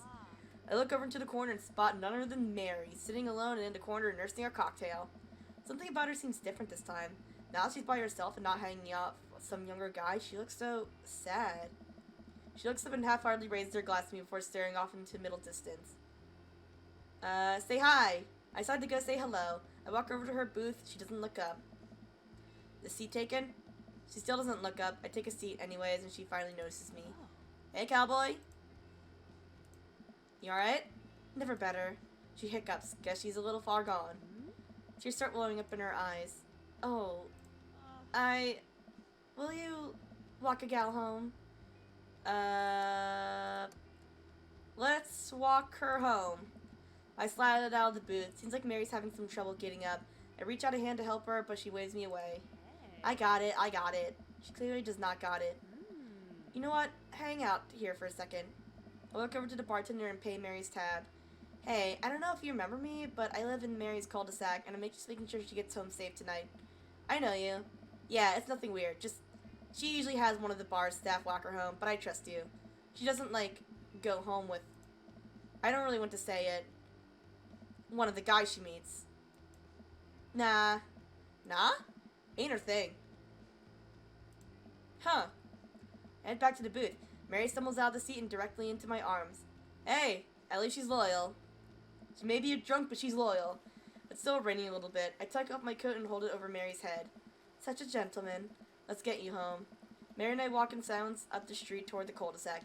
I have no idea what to say to her, for fear she might hit on me, or not. What did the bartender mean by ain't her thing? Sorry you have to see me like this. I'm usually not. I know Joseph doesn't like it when I. Just sorry. It's alright. I'm sorry if I'm ever mean to you. It's alright. No, it's not. I know it's not. I'm having a really. Forget it. As we get to the cul-de-sac, I can feel Mary starting to slow down. By the time we arrive at the doorstep, she pulls away from me. Wait, can we just hold on? What's wrong? How about another drink? Old time's sake? Come on, Mary. It's bedtime. Mary looks me up and down, giving me a half smile. You're right. She pulls me close in for a hug, holding on to me for a little longer than feels appropriate. She mumbles into my chest. You're a good kid. Thanks for the company. Mary gives me a pat on the back, straightens out her sweater, and walks the rest of the way to the front door herself. Huh. Well, that was nice. Look at us being a gentleman. I really want to get some good quality time in with Craig. The last time we hung out, he was so busy with the kids and fending off flirty moms that I feel like we barely talked. Ever since the first time we hung out, I've been trying to get up a little early for runs. I don't think I'm going to be as embarrassing as last time. Maybe I'll even be able to catch up with him now. I type out a little message to him on Dadbook. Hey man, been trading on my run game recently. Ready for a round 2? Craig responds almost immediately. Dude, of course! Emojis! I didn't know why he just didn't send an emoji rather than type it out. Another message pops into my inbox from Craig. Let's meet up early tomorrow morning for my favorite morning activity, brunch. I type back, brunch? What's that? You run and then you get brunch. Oh, right. Craig and I agreed to a time to meet in the morning, and I have a chance to spend the evening hanging out with Amanda. So, we doing pizza tonight? Again? Can't we do, like, a salad night? Dad, are you on a health kick? Not yet. I formed a community to examine the possibility of being on a health kick. They haven't returned with their findings. Dad, if you go on a health kick, then I have to go on a health kick by virtue of being under the same roof as you. I don't know if I have the constitution for that. Don't worry about it. The committee's still out. I'm sorry, Amanda. It's time. Don't worry about it. The committee's a smokescreen. Even if the policies change on paper, things will keep going the way they always have. City politics. You should know how it goes. Hot diggity dog. In that case, Amanda picks up the phone and punches a few buttons with glee. Hi, yes, can I get an extra large pizza with chicken, bacon, extra cheese, and tomatoes, and a couple of the garlic sauce cups? That's my girl. From now on, though, how about we try to limit this to 4 times a week? Amanda hangs up. Rico says hey. The food gets delivered, and we plop down on the couch to eat some za. Just be careful, running is a gateway drug. It's a slippery slope, Dad. First you go on a couple light jogs, and before you know it, you're converting the garage into a home gym and renewing your subscription to some sort of weekly kombucha delivery service. Question. Shoot. What's kombucha? Okay, so you aren't too far gone yet. I'm just giving you a hard time, Pops. I'm really happy you're running more and caring about your health. I want to keep you around for as long as possible. Thanks, kiddo. Speaking of which, I am running with Craig tomorrow. You gonna be able to keep up with him? Hey. Probably not. We laugh and eat more pizza than is probably healthy and in need of carb loading. I call it a night early so that I'm ready for tomorrow. I have a feeling I fucked it up. When I first started running in the morning, it was pretty hellish. Now that I'm a few sessions in, it admittedly was becoming a little bit easier, despite it always ending in me dry heaving over a trash can. Is that what runner's high is, or just dry heaving? Dry heaving, not runner's high. I lace up my tennis shoes, throw on a t-shirt from a writer's summit I went to 20 years ago, and head to the door at a moderate jog. Craig is already outside with rubber strapped to his chest. He's dressed head to toe in color-coordinated running gear. Wow, I look like a total schlub next to this guy. Hey, bro. Morton, Craig. River gonna be running with us? Best as she can. We're taking it to the limit, aren't we, kiddo? Yeah. Oh, I know what that means. Craig hands her a stuffed toy, which makes her smile ear to ear. That's Arnold the capybara. Sometimes it's the only thing that'll get her to stop crying. Oh, I've been there. Amanda had a stuffed panda that she carried around everywhere. She would have a tantrum if we even tried to wash it. It was gross. So you've been running lately? Every morning for 30 minutes. I'm basically an elite athlete by this point. Well, I'll try and keep up. So where are we headed? I was thinking that we could do a couple laps around the park. Okay, that sounds kind of reasonable. Then we'll do some hill climbs up a slope. Okay, I can probably handle that. And then we'll close it up by doing some wilderness survival hike running to increase our agility. I'm suddenly struck with the overwhelming need to crawl back into bed. Yeah, I'm with you there, bud. That sound okay to you? I usually like to throw some timed murder sprints in there, but I'll go easy on you since you're a beginner. That sounds like something I'm able to physically do. Great, let's get started. Craig and I finally arrive at the park. A few other lone joggers make their way around the perimeter, and River waves enthusiastically at everyone we pass. It's a lot more peaceful in the mornings, aside from the birds chirping and River gurgling away in the stroller. It's pretty quiet. Alright, good warm-up. That was the warm-up? Let's start the show. But wait. Craig reaches into his bag and tosses me into a water bottle. I fumble it, but thankfully don't drop it. Hydrate or dihydrate, dude. You gotta hydrate, bro. Or dihydrate. I take a long drink from the water bottle and feel reinvigorated. Man, I don't drink enough water. Hey. I look down and pick up Arnold, River's toy, and hand it back to her. Must have dropped this. Thanks for looking out, bro. You ready? Yeah. Let's do it. We finally finish our however many teens flap around the park. I'm breathing heavily, but I can't believe I actually didn't lose Craig. He's even breathing heavily too, which makes me feel a little better. I look down at my shirt and notice that I'm drenched in sweat. Huh. Almost looks like a frowny face. That's one. What? Nice. I'm just kidding. Good hustle out there. I'm really impressed. You're way better than the last time I launched you off a treadmill. Yeah, man, you really pushed me to my limit just now. I can't believe I held on. Sometimes you just need someone there with you to push you to do your absolute best. I'm glad I could be that guy, bro. Who's ready for the hill climbs? Blech. There's my little cheerleader. Yuichi, you ready? Yvette. Craig takes me to a separate portion of the park where there's a steep hill that seems to go up forever. I strain my eyes to see some other joggers at the top. So what do we do now? We ran up the thing. That looks like a lot. Yuichi, there's two things you need to know about this hill. One, don't stop running till you get to the top. And two, Craig points to the top of the hill. Nice. That's not the top. Let's do this! I finally reached the top of the hill. After making my way past what I originally thought was the top of the hill, once there, I hunch over onto my knees and grasp for air. My lungs are like daggers poking my ribs. I can feel my heart in my ears. Blech. River, I'm having a moment, please. Oh boy. Craig looks like he's taking a beating as well. Wow, so he is human. Yuichi, put your arms on your head and stretch out your elbows. It'll help you breathe better. I do as Craig says. It feels a little better, but I'm still in agony. And here. Craig tosses me the water bottle again. I hydrate like my life depends on it. Thanks, dude. The nom will work. You feel that lightlessness in your head? That's the runner's high. Oh, that's it. I thought I was just, dying. Want to take it slow for a bit? I would like that very much. As we're catching our breath, River starts crying. Oh, God, no. What's wrong, Sweet Pea? Do you want to play with Arnold? Craig looks around us. Oh, boy. Man down. I think we lost Arnold. Oh, no. River keeps wailing. I've abandoned my child. It's toy. Yeah, Arnold's another child, dude. You might want to rephrase that. We gotta find him, dude. It should be simple, right? We just gotta retrace our steps. I remember River last having it down at the bottom of the hill. Craig and I jog down the path, searching high and low for the stuffed capybara, which Craig takes time to explain to me is a large rodent native to South America. The more you know. We get to the place where River might have dropped it, but it's still nowhere to be found. Looks like we've got a mystery on our hands. We have to get to the bottom of this. I suspect foul play. Looks like this is a prime case for world-renowned detective Nyampasu. Dude, it's time for a bro adventure. A bro adventure! We high-five and decide to jog back to the park and see if we can find any leads. So it looks like there's a couple more places to check and some bros around here that we could interrogate. Sounds good. Wait, who's good cop and who's bad cop? I think about it for a second. Well, I think that with your stature and overall resilience, you would make an intimidating bad cop. But on the other hand, you do have an adorable baby strapped to your chest, so that softens the edge a little bit. All valid points. I think you would make a great good cop because of your congenial attitude and willingness to try new things. But then again, I've seen how you get when there are too many commercial breaks during a show, so you have the potential to be a scary bad cop. I don't want to have to watch Meat Hell in 3-minute segments with 5 minutes of commercials in between. And they're loud! The commercials are too loud!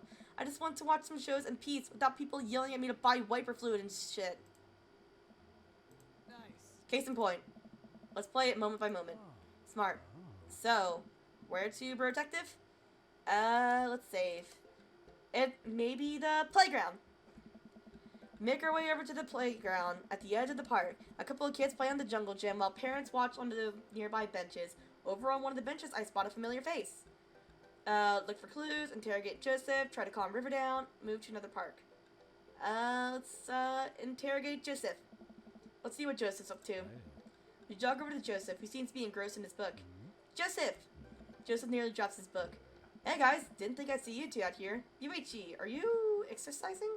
Sure am. You know me, I just love to run and be healthy. That's kind of my whole thing. What are you reading? Oh, just a book on knots and rope tying. For boats. Boat ropes. Wait. What else would the knots be for? Say, didn't happen to see a stuffed capybara around here. What's a capybara? It's a large rodent that's native to South America. Joseph thinks for a second. Haven't seen one around. I'll tell the kids to keep an eye out. Your kids are here? Joseph looks around. They were here a second ago. Must have gone exploring around the park. Do you know where they could have run off to? They're kids. They get into mischief sometimes, but they always come back. Alright, thanks for your help. Thanks, Joseph. We'll let you get back to your rope book. Boat ropes. We head back to the playground. Try to calm River down. This is a pretty nice playground. Might as well get a couple swings in. What about Arnold? Maybe having a little swing might calm River down. Might buy us some more time. You're right. She's about to go nuclear. This might prepare her for the possibility of us not being able to find Arnold. Life is cruel and tough, but at least we'll always have swings. Hell yeah. Craig shoves River into the baby swing and gives her a gentle push. She giggles. I take a seat on the swing next to her and immediately realize that I am stuck. River seems to love that. Craig eventually helps me out of the swing and we decide to get back to the investigation. We head back to the playground. Look for clues. Craig and I, two grown adults, walk onto the playground and begin examining it meticulously for clues. There's no forensic evidence here, no stray capybara hairs at least. After searching fruitlessly for some time, we look up. All the parents are staring at us. We smile and wave as we awkwardly slink away. We head back to the playground. Let's go to another part of the park. Where to now, bro? The what? We make our way to the outskirts of the park. There are a couple of benches by the dense tree line. Looks like Robert's here all by himself. This also seems like the perfect place to look for clues. Let's interrogate Robert. Maybe Robert saw something. We walk over to Robert's bench. Hey, Rob. Don't call me that. Okay. Hi, Robert. Don't call me that either. No, what do I call you? Okay. Hey, buddy. What are you up to? Thinking. This is my thinking bench. I have to get a solid 2 or 3 hours of brooding in per day, filling quotas. Of course. I get it. I understand. Have you by any chance seen a small stuffed capybara around? A capybara it's a large rodent native to South America. I know. Oh. Okay then. So have you seen one? A stuffed one? Not a real one. That would be weird. Let's be good cop. Come on, Robert. The sooner you tell us what you know, the sooner we can get you back to brooding. Bad cop time, Robert. If you don't help us, I'm gonna put you in a headlock. Is that a threat or a promise? Whoa, slow down. Back off. Okay, that did not work.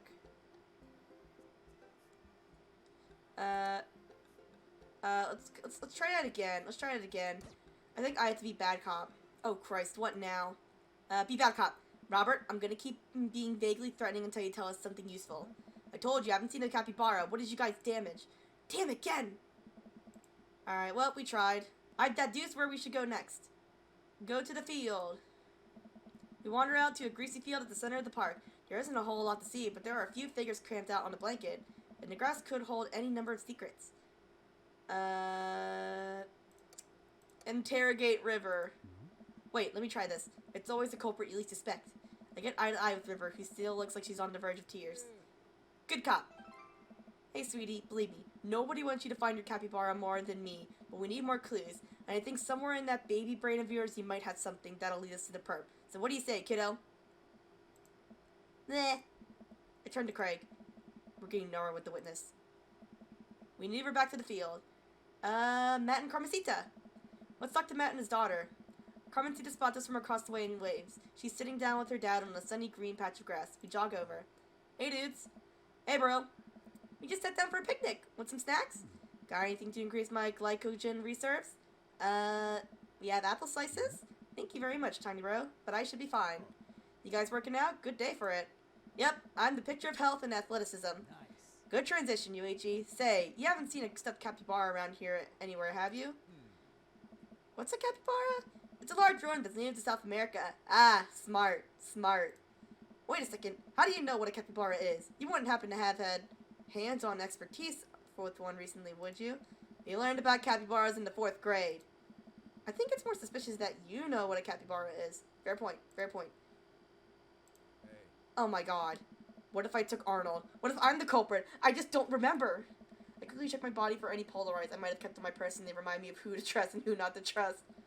I saw mementos once, and I'm pretty sure that's how it works. Nothing. But what if that's what I wanted myself to think? No, Yuichi. Don't let them win. I shake off the thought. I saw a couple of squirrels over by the tree, though. I don't know if that helps, but if you want to see some cute squirrels, you should definitely check it out. Thanks for the hot squirrel tip, Carmencita. Well, we better get moving. Gotta find the capybara before River here has a breakdown.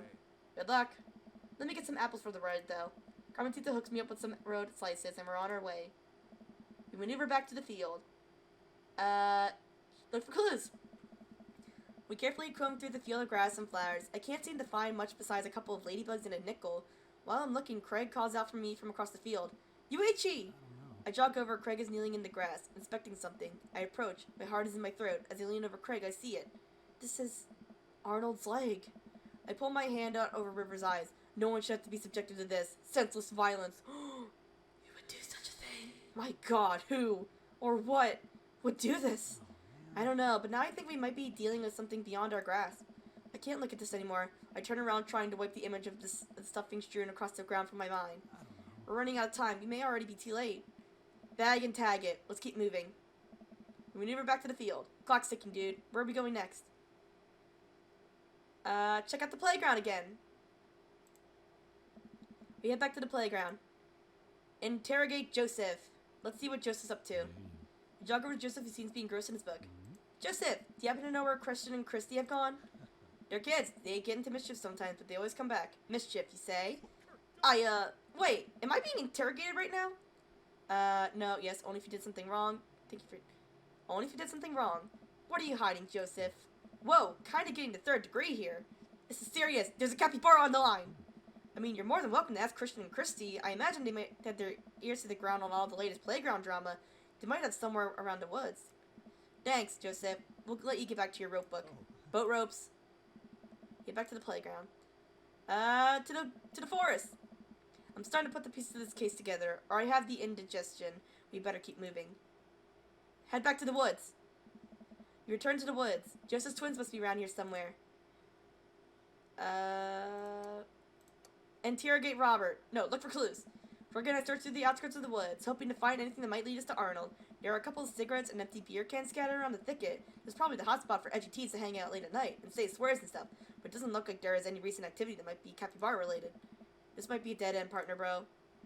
You return to the woods. Joseph's twins must be around here somewhere. Interrogate Robert.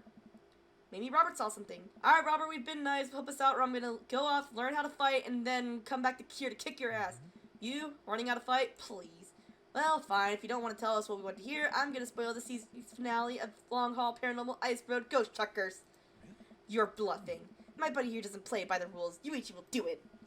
Callum and Flynn crash into a haunted... Stop! You're a monster! Robert sighs. I haven't seen any goddamn capybara, okay? Crap, I was really nailing the bad cop bit, too. I thought for sure we had something.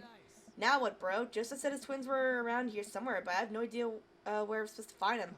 Wait, those creepy kids? Why didn't you tell me that they had something to do with this? Huh? Maybe I should have left with the good cop, bad cop routine to the pros on TV. Yeah, Robert, bro, do you know where they are? I do. A lot of people underestimate the sense of the man who broods. I saw them lurking around here a little while ago. Where'd they go? Right into the woods. I'd be careful, though. I don't trust them. Then again, I don't trust anyone. Not even you guys. Not even that baby. That. I take that back. You're an old soul, kiddo. Hell yeah. Always trust River. Thanks for your help, Robert. River's screeching is louder than ever. I'm exhausted. Craig is exhausted. Oh no! No, we fucked up. Oh no. Oh no. Can we do that again? Can we do that again? Can we do that again? Let's do that again. I want to do that again. I want to do that again. I want to do that again. We're going to do that again. Are you prepared for what we might face in here? Yes. I'm ready, partner, bro. You? Nope. But if it gets River to stop crying, I don't care. Let's do this. We start down the path into the woods, keeping our eyes and ears peeled for any sight of Arnold. There are no squirrels or birds anywhere. The silence is unsettling. The sun can barely peek through the canopy. It's colder here. Suddenly, we hear voices. I want to do it! You got to do it last time! Craig and I come to a clearing where we find Christian and Christy kneeling over something. Stop right there! And put your tiny hands where we can see them. Christian and Christy just stare at us. You heard the guy. Put your hands up. We're kind of in the middle of something here. Yeah, can you come back later? What are you kids doing? Cutting stuff up. Oh! Well, that's not, scary at all. My heart is pounding. Is this the end of the line? I step closer. I can't believe what I'm seeing. A pair of safety scissors lies in dirt, and it's Arnold! What have they done to him? So it was the murder twins! Arnold! You heard the baby. Hand over the capybara. No fair. Finders keepers. No, not finders keepers. That's our property that you've desecrated it. Well, how can you prove it's yours? Yeah, if it doesn't have your name on it. Actually, it does. See on the foot there? Chrissy looks at the foot. I can't read. Craig looks at me. I'm so done with this, bro. There's no use arguing with them. Oh, no! We fucked up again. Oh, God damn it. Alright, back to the woods, back to the woods, back to the woods, back to the woods. You two got sloppy. You left evidence behind. I think you'll find that this leg fits perfectly onto his body. Oh! So we were supposed to get the leg. Gotcha! Christian and Christy look at each other. They don't know what to do. How about a deal? You give us the capybara and we don't tell your dad about this. Fine. She hands over the stuffed animal. And give us those safety scissors. They are clearly no longer safe in your hands. She hands them over. I'm glad we can figure this out. Come on, partner. Craig and I start making our way out of the woods. He turns around and calls back to the twins. And tell your dad to stop letting you watch true crime shows. With the capybara back with its rightful owner, Craig and I shamble into a nearby diner. Exhausted from our adventure, we find ourselves a corner booth and settle in. That was a tough case, but we cracked it. We're different now. Change. Did we get in too deep? Something a healthy brunch can't fix. Hell yeah. My stomach grumbles. I suddenly realize how big of an appetite I worked up. Brunch! Give me brunch! I have strong philosophies on brunch. You see, the first thing you do is divide your brunches between bougie brunch, the upper class mimosas and eggs Benedict brunch, the grimy brunch, the gimme coffee and bacon and cheese, hash browns brunch. There's a time and place for both. I think most of life is about figuring out which one you need more. So, what kind of brunch dad are you, Yuichi? Bougie brunch. I don't care if it's $8.99 for what's essentially instant oatmeal and a slice of mango. The planting's just so nice. A fine choice. A young waitress passes out menus as Craig situates River into a high chair. Is this your kid? You betcha. She's so cute. Hi, you. Blah. Hey, kid. Middle school is gonna be really tough, but if you can make it through that, you can make it through anything. Hell yeah. That waitress knows what's up. The waitress walks away after winking at Craig. Nice. She seems like you're the most eligible dad bachelor in town.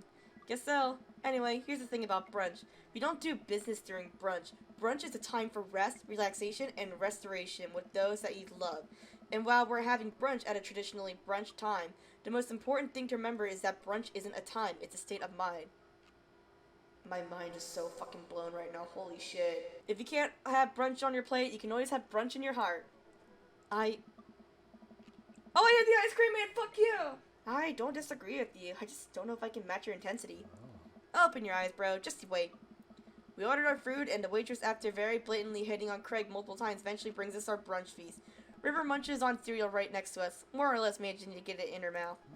I gotta say, man, it's really great having you back around to hang out with things have been so busy with work and fitness and the kids. I just haven't had time to really go out and get to know people. With you here, it's like we're picking up where we left off. I know the feeling, man. Moving to a new place could have been really rough for me, especially with Amanda going off to college soon. You're making this a lot easier. Craig smiles at me. It feels really good to go on another bro venture with you, dude. Just like old times. For a while, I forgot about anything that was bothering me in my life. And it was just you and me and... More coffee? Oh, no thank you. So, do you, like, work out? Yeah, mostly calisthenics, but I try to lift as part of my regimen. That's so cool. I've been looking for a workout buddy, you know. I wish I could help you out, but I'm enjoying brunch with my workout bro right now. Hello. Well, if you change your mind. Waitress slides a folded note to Craig and walks away. Craig makes a face as he reluctantly puts it back in his pocket. We can't take you anywhere, can we? Bleh. It's a blessing and a curse, isn't it? Next time we hang out, should be in the middle of the woods where people can't interrupt us. And also maybe in some different woods than the other ones where little kids like to vivisect things. Craig laughs. Man, remember all our camping road trips back in the day? Joshua Tree, Yellowstone, that was the best. I'd give anything to do that all over again. Dude, we should do a camping this weekend. Oh, I don't know, bro. I'm an adult now. I have all these adult responsibilities. I don't think I can just drop everything to go hang out in the woods for a few days, you know? Come on, dude. If we plan things right, we can do this. Craig, don't you ever do anything for yourself? Craig stares into his coffee mug. Of course I do. Yeah? Like what? Sometimes I let myself have one scoop of vanilla ice cream before bed, but only if I didn't meet my caloric intake for the day. And sometimes I let myself hit the snooze alarm, but only once. Dude, you gotta relax sometimes or it's gonna kill you. Please come camping with me. It'd be so fun, bro. I guess I can get smashed when you take the kids for the weekend. I'll think about it. Nice. You finish our brunches and head back to the cul-de-sac. By the way, great job keeping up today. Seems like you're already making a lot of progress. I'm probably gonna need a little bit of recovery time after this. Tell the girls I said hello. I will. See ya, bro-tective. I say goodbye to Craig and step inside. God, I'm ready for a shower, a gallon of water, and a nap. I bet Amanda's still asleep. I crack open her door to find her still in bed, sleepily scrolling through her phone. Morning. Afternoon, actually. Right, how was brunch? It was good. We got kind of sidetracked because we had to travel into the depths of Maple Bay's dark underbelly to find a toy river drop, but, you know, I actually feel pretty my legs give out. I found myself on the floor of the hallway. I'm just gonna hang out here for a while. You take your time getting up. Well, I had a long day.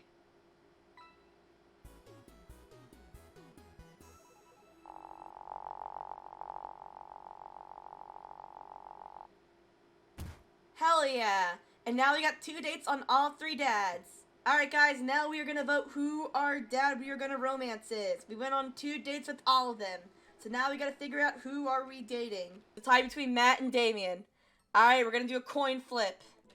Alright. Heads for Matt and tails for Damien. Heads! Our final dad is gonna be Matt.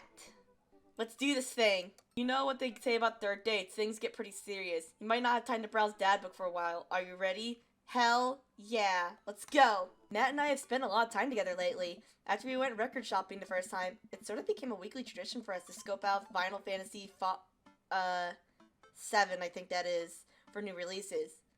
The shop's called Final Fantasy 7. I love that. That's such a cute name for a record place.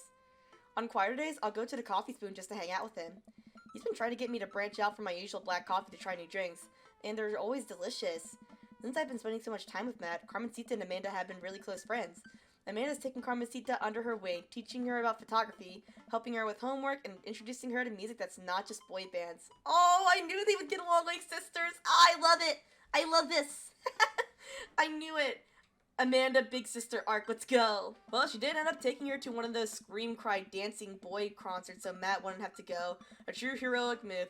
I can tell that Carmencita really looks up to her a lot, so it's great that Amanda's trying to be a good mentor. Aww, Amanda. Amanda, best big sister, let's go. The open night is tonight. Amanda and I busy ourselves getting ready. I try to pick out a nicer outfit than usual and pace around the room. A bunch of really cool bands are going to be playing, and I'm excited to see them. I haven't been to a show since the first time Matt and I hung out. It's weird. Ever since Matt played piano for me that one time, I've never been able to convince him to do it again. He's told me that he also plays guitar, drums, and even the trumpet. He still won't play any of them. For someone so passionate about music, it's so strange that he doesn't want to actually play it. You ready to go, Pops? I can hear Amanda in the hallway as she approaches my room. Yep. Amanda pops her hand in and looks me over. She pinches the bridge of her nose. Dad, we talked about this. What? The sandals, they're older than I am. Vintage, some would argue. Oh, no. I thought you threw them out. Amanda, since when did you enroll in the Fashion Police Academy? I got kicked out because I was a loose cannon who didn't play by the rules. For example, you're not allowed to mix florals, but you totally can if you have a good eye for color. You're out of your jurisdiction, rookie. Amanda guards the door until I pick out a better outfit. Understandable. I salute you, Amanda. Stop! Those sandals are going directly in the evidence locker. What's the... It's the trash. You can pry these sandals from cold dead hands. I promise a compromise. Fine, fine. I promise a compromise. I keep the sandals, but won't wear them tonight. Then we have this exact same argument the next time I try to pull them out. I guess. Come on, Dad. We gotta go. I've never seen the Coffee Spoon so packed. I spot familiar faces from the pub concert, all sipping on their caffeinated beverages of choice. A couple of people are setting up on stage. I don't see Matt, but I'm sure he's busy in the back. Amanda and Carmencita find each other immediately and do their secret handshake. Some complicated clapping with their hands and then a big hug. Aww, just sisters doing sister things. Yuichi! I turn to see Hugo sitting at a table with none other than Damien. Oh! Fancy seeing you two here. I am, as you know, a dedicated patron of the arts. Hey. It's a bit of a tradition between Damien and I now. Matt's open mic nights always seem to bring the best talent in town. Hell yeah. Sometimes it gets a bit odd, even for my admittedly electric tastes. You guys seen Matt around? Yeah, he was just helping that Pablo kid get some equipment out of his van. Whoa! Vacant Vale's playing a set? What? It's, Witch House. Damien's ears perk. What is that? I don't know. Well, it sounds delightful. Of course you did that, Damien, you adorable little sinner, you. Amanda says it isn't. Shame. Alright, I'm gonna go find Matt and see if he needs any help. I head to the back room with a coffee spoon, where I find Matt going over some last-minute show details with Pablo. My dude. Pablo and I share a full-on, sincere bro hug. Glad you could make it, Yuichi. Wouldn't miss it for the world, man. You guys need any help? I think we're all set. Actually, Pablo, can you remind me what order people are going up in? Well, you got the handsome and unforgettable Vacant Vale, opening up the set with selections from his new album, Witch Diaries, and then the third waves, who are all extremely attractive and could beat me up, and I'd still be into it, are playing a 3-person acoustic set. You got a little bit of spoken word in there, a magic act, and it looks like we're closing with Jonathan Jones and the Speakeasy Choir. No, absolutely not. I remember the ridiculous set that this band put on when they opened up for Pup. Sometimes when it's quiet, I can still hear the sound of an accordion being violently thrown against the wall over and over. Oh! They're the shit band! With the guy who broke his ankle, right? Oh no, this is gonna be a disaster then. They weren't that bad. No, you don't understand. The last time they played open mic night, they lit their bassist on fire and the fire marshal had to shut us down. Oh, they're that bad. They also refuse to pay for their drinks. Oh, and they're dickheads. Yikes. They are not playing tonight. Well, they're outside, all 17 of them. 17?! Tell them we're full. Then who's filling their spot? Matt, it's time. Matt. Matt, you should play. Come on, Matt, you should play. Oh, never mind, that was a fucky wucky. That was a fucky wucky. That didn't happen. I'll do it. I'll play. What are you doing? What would you even do? Stop talking. Close your mouth. The Ska Mutus Manifesto is making a comeback solo show now. Oh no. Not the ska. I thought you didn't know how to play anymore. You don't know how to play anything anymore. Ska comes to you in an hour when you need it the most without fail. The fuck is that? Stop being so desperate to please your hot friend Yuichi. Is there a keyboard around? Your unending thirst will be your ultimate downfall. Look, man, it's happened to me before. I'm at the point of no return. Let's do this thing. Ska Mutus Manifesto. Yeah, I have one right here. Then it's settled. Dude, are you sure? No, I'm not. As sure as ska is generally played with staccato notes on the upbeat. Well, as long as nothing gets set on fire, it can't possibly be worse than Jonathan Jones and the Speakeasy Choir.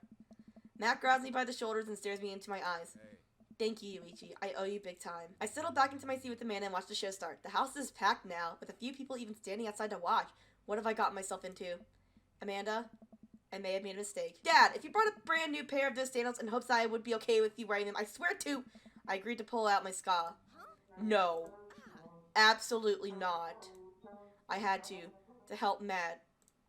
Dad, I love you and I support you, but we left ska behind for a reason. Look, it's either this or in the splash zone of a group of 20 musicians all crying at the same time for the sake of art. And I'm not being hyperbolic about the splash zone thing. They literally hand out ponchos. Somehow this is the preferable option. I just have to play the thing. Play what thing? You don't know how to play any instruments. Just promise me you'll still love me after this. I promise. But I may have to change my last name and I hope you'll understand. Understandable. Of course. My new last name is gonna be Fireblast. Amanda Fireblast. I love that. Perfect. Amanda. Or maybe Cold Steel. Amanda Cold Steel. Guys, what do you like better? Fireblast or Cold Steel for Amanda? Oh, man. Matt takes a seat to a roar of applause from the crowd. He grabs the mic and addresses all of us. Thank you, everyone, for coming out tonight. Matt's so nervous. And I'm so nervous. I can't stop staring at his mouth, and that makes me even more nervous. Hey. We have a jam-packed roster of an amazing local talent who you might already know, or maybe have seen before, but would like to see again, and I'm rambling now, sorry. I love him. I love him so much. I love this awkward mess. So, let me just bring out a dear friend of mine who's making his live show debut. Please welcome to the stage, Vacant Veil! The crowd cheers again, and Pablo bounds up to the stage, beaming. He sets up his 2 laptops and keyboard and launches into his set. Thank you, everyone! This one is called Witch House Never Dies, and you're next! Pablo hits the crowd with a heavy, inaccessible synth bass layered under drum samples and clips from science fiction shows played in the reverse. It's maybe not the right show for this, but everyone seems to be enjoying whatever this is. At the end of the song, Pablo jumps on the mic. Thank you all to Veil Wearers who came out tonight! A portion of the crowd cheers. He has a fan base already? He has a name for the fan base? This is his first live show! Hell yeah, Pablo! You can buy t-shirts out of the trunk in my car at this show. And I also like to thank my mom for coming out to watch me play. You're my rock, Mom. Love you, honey. Pablo plays a few more songs that are actually super fun to listen to. Wow, definitely did not see that coming, especially after Amanda's strongly worded thoughts about the genre. Once he's done, he vacates the stage and Matt jumps back up again. Big round of applause for our very own Pablo, who coincidentally works here. Yay, Pablo! And hey, next up are a group of young ladies who have been tearing up the East Coast with the riot punk for 3 years now. Tears. I meant years. Years. Sorry for the writing on my hand smudge because I'm sweating. I shouldn't have told you I'm sweating. I'm sorry. Wow, he seems just as visibly nervous as I feel right now. Put your hands together for the Third Waves! Buzzcop Molly from the Vinyl Fantasy 7 takes the stage, followed by 2 girls with colorful hair and fishnet stockings. All of them are wearing combat boots, and all of them look mad about something. Their set is so energetic that it almost feels like a pit is going to open up in the coffee shop. I look over to Amanda, who's clearly enjoying the hell out of the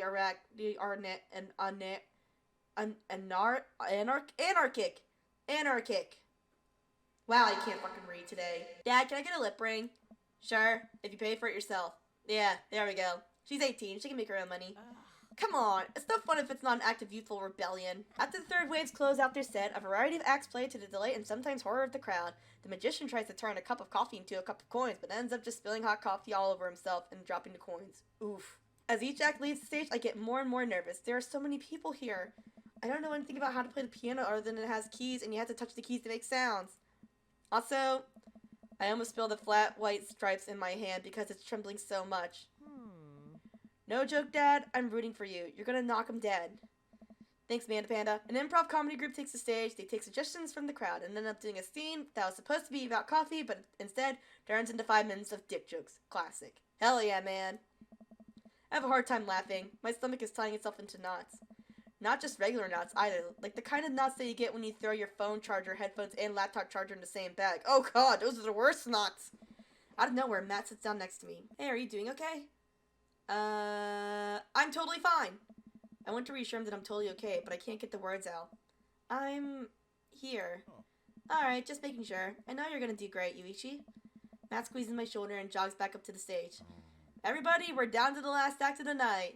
Now this person, who is my friend, is making their return to the stage after a long hiatus. Please welcome, formerly of the Communist Manifesto, Yuichi Nyampasu! Woo! Yay! Yay! Everyone cheers as I take the stage. Damien and Hugo are staring at me in shock. Hey everybody, good to be here. Thanks for having me on. Great crowd. My name's Yuichi, but you can call me by my stage name.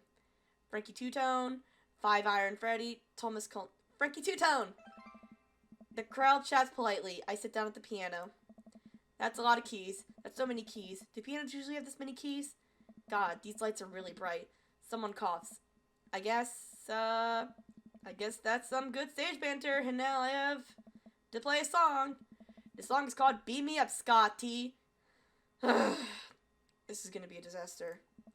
Deep breaths. How can it be hard? No matter how disastrous this is, I just have to make it through this whole song, and I'll save the day. Here goes nothing. Tickle that ivory. What do I do? Is there a rhythm game?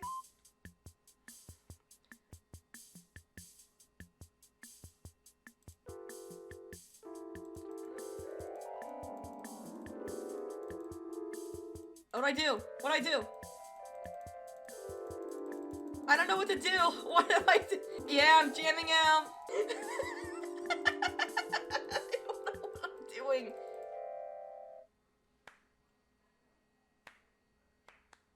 I got a clap! I got a clap! I'll take that! I got a clap! Doing your best deserves an S. Hell yeah! I look up at the crowd to see a bunch of people shifting in their seats. Oh no, I'm losing them. Ska really is dead, and I killed it. I am the death of Ska. What do you guys think? Do you think I did good? Did I do good, guys? Would you guys, hire me to play at your next concert, right? Yeah? Would you say my piano playing skills are genius? Everybody Ska? Everybody Ska! Like a checkerboard tie-wearing angel descending from tune-tone heaven, Matt walks on stage playing the guitar. We lock eyes and he gives me a reassuring smile as he effortlessly plays the chorus of the song. I look out and see the crowd go wild to Matt's appearance on stage. Everyone's bouncing around now. It fills me with renewed energy as we jump into the chorus. Beam me up, Scotty! Beam me up, Scotty! Beam me up, Scotty, to the Scott Trek Enterprise! Puns are awful. Matt jumps into an improvised solo that was way better than the one Darren Springstead wrote in high school. We make it to the end of the song in one piece and the crowd goes wild. I'm moist with sweat head to toe. I'm probably moist with something else if you know what I mean. Ladies and gentlemen, Matt Sella! The crowd practically screams. They all start chanting Matt's name. They want to hear you play, man. Matt smiles. I think I'm ready. I excuse myself from the stage and take my seat next to Amanda as Matt cozies up to the microphone. I take back what I said about Scott. That was pretty cool. I high-five Amanda and we look toward the stage. Hey, everybody! More cheers! I haven't played in front of people in a long time, but it's cool to be back. This one goes out to a good friend. Matt locks eyes with me. We both smile. You helped me be able to do this again. Thank you. This is an old one from Stillness to Dancing. The entire crowd excitedly jumps to their feet. Matt closes his eyes and starts playing an upbeat, intricate melody. The crowd sways to the music. Matt looks entirely at peace with a small smile on his face as he sings. After he finishes the song, the crowd insists on an encore. He ends up playing a few more tunes to an adoring audience before thanking everybody for coming out. The moment he steps off stage, he gets mobbed by people. Everyone seems to be amazed that he's playing again. Damien and Hugo tread their way to the crowd to talk to me. That was amazing! It was certainly a sight. Do they make industrial darkwave ska? I'm not too sure if that genre exists, but it's never too late to start a band, apparently. I glance back over at Matt, who's hugging a bunch of people. They really seem excited to see him play. Well, yeah, he hasn't played since he lost Rosa. What? I didn't realize. It suddenly all makes sense why Matt was so reluctant to play. It must have taken so much time for him to jump on stage with me just now. Oh, he really does miss playing with her, doesn't he? The crowd slowly filters out into the street as the show ends. I decide to stick around a little longer to see if I can talk to Matt. Hey, I'm taking Carmen Cita to get ice cream. Is it okay if she sleeps over? We're gonna paint our nails and start a punk band. Hell yeah! My girls! Yeah, go have fun. Just please don't wake up the neighbors with any biting truths of the government or whatever. Don't worry, we'll wake them up with figuratively instead. My girl! Amanda and Carmencita bump fists and head out. I spot Matt finishing up conversations with a couple of stragglers on their way out of the coffee shop. Hey, Matt. Need help closing up? I'd love that. Matt and I stack up chairs and sweep the floor in silence. We carry the stage equipment back to Matt's van where we see Pablo selling merch to a crowd of people out in his truck. Shirts of the finest quality, every step of production from thread to stitch, overseen by yours truly, graphic design fit for a king. That kid's gonna go far. We head back into the coffee spoon and Matt pushes the finishing touches on closing. Then we were all done. Matt and I lean up against the counter. Thanks for saving me from myself up there. All in all, it ended up being pretty cute. Plus, you protected us from Jonathan Jones and the Speakeasy Choir. Someone told me that they tried to do a street performance down the road and they all got arrested for trying to form a human pyramid in traffic. Ooh. Yeah, we dodged that bullet, didn't we? Did it feel good to be on stage again? Yeah, it really did. I heard that you stopped playing after your wife died. I didn't realize it had been that long. Yeah. Matt looks like he wants to say something, but is having a hard time getting it out. He takes a deep breath. I'm not really a people person, obviously. Crowds make me nervous as all hell, which is, not exactly the best for performing live music. But when I was with Rosa, she lit up the room. I could follow her lead. After she passed, I was lost. Even touching a guitar hurt too much. I tried playing for people over and over, but the music would never come out, so I just gave up. I guess what I'm trying to say is, life wasn't this scary when I had someone in my corner, someone I felt safe with. I, hadn't felt like that for a long time. Until tonight. Oh, man, I'm gonna cry, you sweetheart. What changed? You. Blood rushes to my face. When I saw you looking so scared on stage, you reminded me of myself, and I don't want anyone else to feel that bad. But when I got up there and started playing for the first time in forever, I felt comfortable. I was having fun. I spent all this time being so afraid of performing that I forgot how much I loved it. Your strength gave me strength, whether you were trying to or not. You got me out of my comfort zone, so thank you. Thank you for helping me realize that I can do this. I'm glad I could help. You coming on stage, I didn't think you would stick your neck out for me like that, especially considering all of this. That really means a lot to me. Well, you mean a lot to me. Matt and I lock eyes. Kiss, kiss, kiss! He leans in and kisses me, quick and soft. Pulls away and covers his mouth. Let's go, he kissed me, let's go! Ooh, let's go! We got the kiss, boys! We got kissed by Matt! Hell yeah, can I get some pogs in the chat? Let's go! Matt, I love you. Oh god, I'm so sorry. Sorry, I can't believe I just did that. Neither can I, but I'm glad you did. Our lips touch again. I brush his hair out of the way and rest my hand on the small of his back. Oh, we're kissing again! Matt pulls me closer. Everything about him is sweet and soft. His lips taste like vanilla. He smells like coffee cake. I can feel him smile through the kiss, which makes me smile. He laughs into my mouth and I can't help but laugh too, our teeth knocking against each other. Ow. Oh, we're so awkward. The moment I open my eyes, I realize we're still leaning against the espresso machine. Maybe, take this to the bedroom? Maybe the coffee shop isn't the right place for this. Maybe you're right. Let's go back to my place. Oh, we're getting to that already. Okay.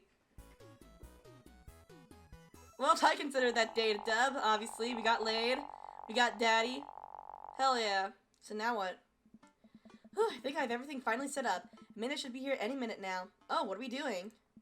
I think that's her car in the driveway. Okay, gotta act natural. Be cool, Yuichi. Be cool. Amanda walks through the door with a suspicious look on her face. Hey, Dad. Off to a good start. Something fishy? Rats. We are the rats, celebrating yet another birthday bash. Amanda, it's your birthday today. Cake and ice cream is on its way. Amanda, you've been a good girl this year. Opened up your presents while we all cheer. Actually, I don't even know if it's Amanda's birthday or not. I'm just assuming since we're having a surprise party for her. What? No. I had a crab cake sandwich for lunch. That's probably it. You're allergic to shellfish. Oh no. I forgot. Again. Dad. Oh gosh, I'm gonna go be sick. What have I done? I'm kidding. You're right. I have a little surprise for you. Yeah, I can tell. You're very bad at lying. Amanda, my dear, would you care to join me in the kitchen? Father, it would fill my heart with glee. I lead Amanda over to the kitchen table where a present lies under a tablecloth. It's nothing special, but I wanted to get you a little something. You graduated high school last week. I know you told me not to make a big deal about it, but... She graduated?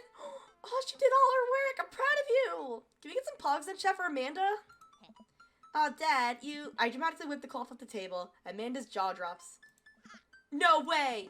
I figured you probably won't be able to get cable in the dorm, so I thought it might be nice to take a piece of home with you. A DVD box set of Long Haul Paranormal Ice Road Ghost Truckers. This is all 19 seasons. Aww, that's so sweet. Dad, I love this. Thank you. She gives me a big hug. I'm glad you like it. Hey, you want to hang out with me in the backyard for a bit? Toss the old pigskin or something? Totally. I follow Amanda to the back door. Oh, they made a nice little party for her! Oh, hell yeah, she deserves the world. You told me not to make a big deal, but you seem to have forgotten that my entire mission in life is to make a big deal out of your accomplishments. So consider this your graduation party. Surprise! Dad, everyone's here. Well, yeah, everyone wanted to come and support you. Is that a mac and cheese bar? Sure is, fully customizable, down to the type of mac. And there's an ice cream cake, the good kind with the crunchies in the middle. Oh, that's the best kind. I don't know what to say. Don't say anything. Just go have fun with your pals, alright? I'm so proud of you, Amanda. Amanda smiles and runs to her friends. I should make the rounds and make sure everyone's having a good time. But first, mac and cheese. Yuichi, my dude. Pablo! Pablo, how's the shirt business going? My bud, I got men's shirts, I got women's shirts, I got tank tops in a variety of sizes, shapes, and colors. Each one of them fine quality, screen printed with the logo and visage of world-renowned witch house outfit, Vacant Veil. Purchasable at most respectable retailers, but more specifically, out of the truck of my car. I'm also selling my mom's world-famous homemade apple butter. Never stop hustling, Pablo. Baby, you got it. Yuichi! Hey, Brian. Brian, you made it! I don't pass up on good Mac. What do you think of the party? It's not bad. Just not bad? Yeah, it's not bad. Don't let him bait you. Don't let him bait you. Thank you for the lovely compliment. Daisy trots up. Hi, Amanda's dad. My name is Yuichi. Hey, Brian's daughter. See how that feels? This is a really good party. Thank you so much for inviting us. You're very welcome, tiny child who knows how to pay a compliment. Brian and I lock eyes. This isn't over. Hey, bro. Bro! This is a real rager. Taking our older age into consideration. I'm trying to be in bed at a reasonable hour tonight. Don't let me get too wild. Don't worry, dude. I'll keep an eye out for our fruit punch mistake. You know, I'm really glad we're bros again. Let's hit the gym sometime soon, huh? Sure thing, dude. Pryor and Hazel peek out behind Craig. Hi, little ones. Hello. Hiya. Thank you for all that ice cream cake. Wait, girls, how much of that did you eat? Pryor ate 4 pieces. Ask any witness. No, I didn't. Hazel ate 4 pieces and wants to pin it on me because we look alike. I have your face. No one will ever believe you. Oh, boy. I'll let you guys figure this out. Good seeing you, Craig. Let's hang soon, yeah? Hey. Totally. Tell Amanda congrats for us. Looks like you've settled into this neighborhood quite nicely. Yep. Couldn't ask for a better cul-de-sac. Well, I'm glad. Hopefully we'll see you at more church events. We got a big schedule planned for the rest of the year. Sure thing, Joseph. And maybe if you aren't doing anything later, we could hang out sometime? Sure, Joseph. That'd be great. Well, see you later. Hugo comes up to me with a plate of mac and cheese. Oh. The perfect cheddar to mac ratio. Beautiful work, Yuichi. Thanks, Hugo. You know, I'm really pleased to see Amanda going to her dream school. I'm glad she turned it out around for finals. Oh, hell yeah, she did. Me too. That scholarship money will really help. Amanda walks by and pretends not to see Hugo. My girl. Amanda, come say hi to your old teacher. Hey! Congratulations on graduating. I know you're going to do great things at art school. Yeah, thanks. Amanda starts to back away. Wait, I just realized that you're not my teacher anymore, so I don't have to be afraid of talking to you. You no longer hold power over me. You're right. Go forth, adult. I can no longer give you detention. Yeah, I'm going to break anything I want, and there's nothing you can do about it. Are you still mad about that time I gave you detention for breaking my globe? She did that? My girl. Nope. Oh. And I'll have you know that the globe didn't even fit through the basketball hoop in the first place, so...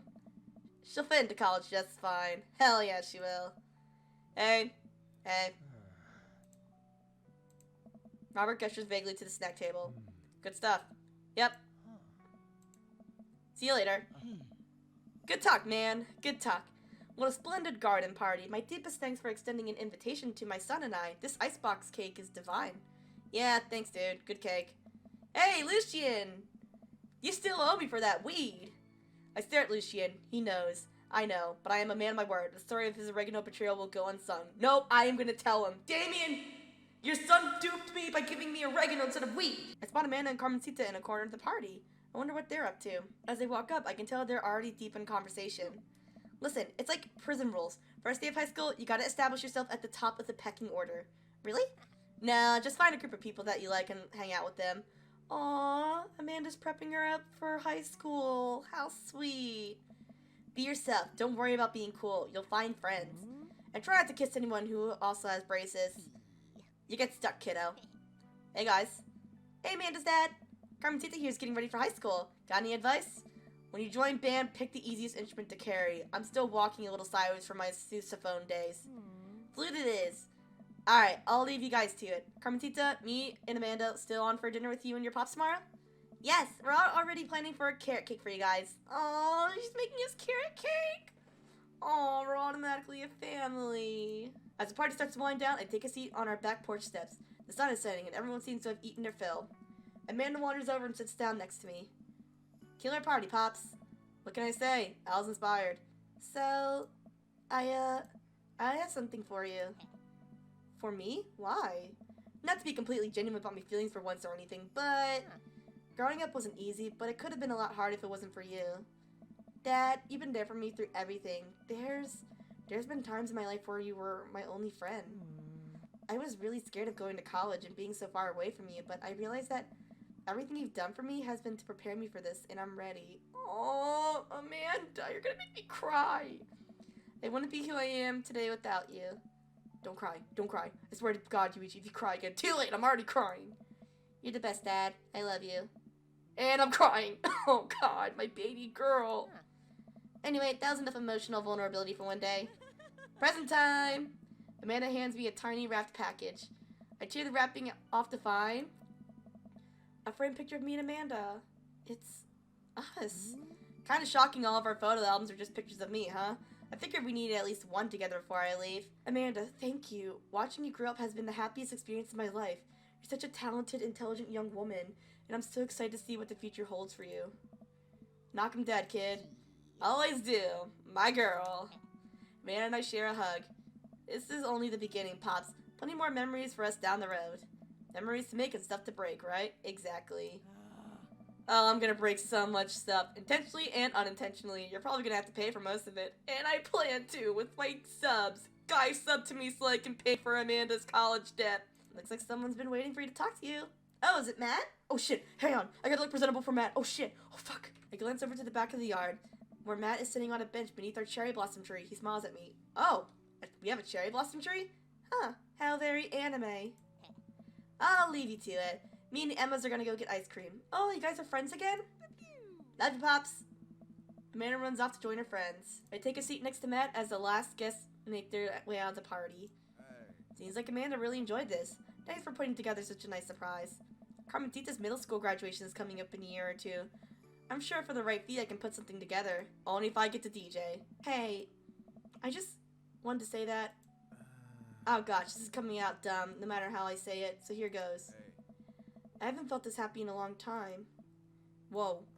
You brought out the best in me, and it wasn't just because of the ska. Although that was really cute. Aww. Every moment that we've gotten to spend together since we met has been an adventure, and I just hope that we get to keep doing that. We make a pretty good team, you know? I mean, I'll let you handle the music playing, and the music singing, and actually pretty much everything related to music. But I can organize a party pretty well. I'm also good at kissing, so that's a big plus. Smooth. Yeah, sounds great. That's true, you are very nice to kiss. I slide my arm around Matt and run my fingers through his hair, giving him a small kiss on the cheek. He giggles. See, that was a good one. And hey, I've actually been working on some new stuff. It feels really great to be writing again. Oh man, Matt, that's amazing. I'd love to listen to it sometime. If you were comfortable sharing it with me. Maybe I could show you some new tunes I'm working on in the studio later. You know I'm gonna insist that we add a horn section. Matt rests his head on my shoulder and sighs happily. You know what? I'd actually like that. Aww, is that it? Aww, we did it! Aww. Well, we did it, guys. We beat Dream Daddy. And now that I'm no longer a dad, this mustache has to go off. Be gone! Ugh. But yeah, thank you guys so much for watching me play this game. It was a lot of fun. Sorry I didn't get to romance all the dads, but, you know, not all of them were that great. I only really liked Craig and Damien, and of course Matt, who we are now married to, and Amanda and Carmencita are our daughters. It's canon.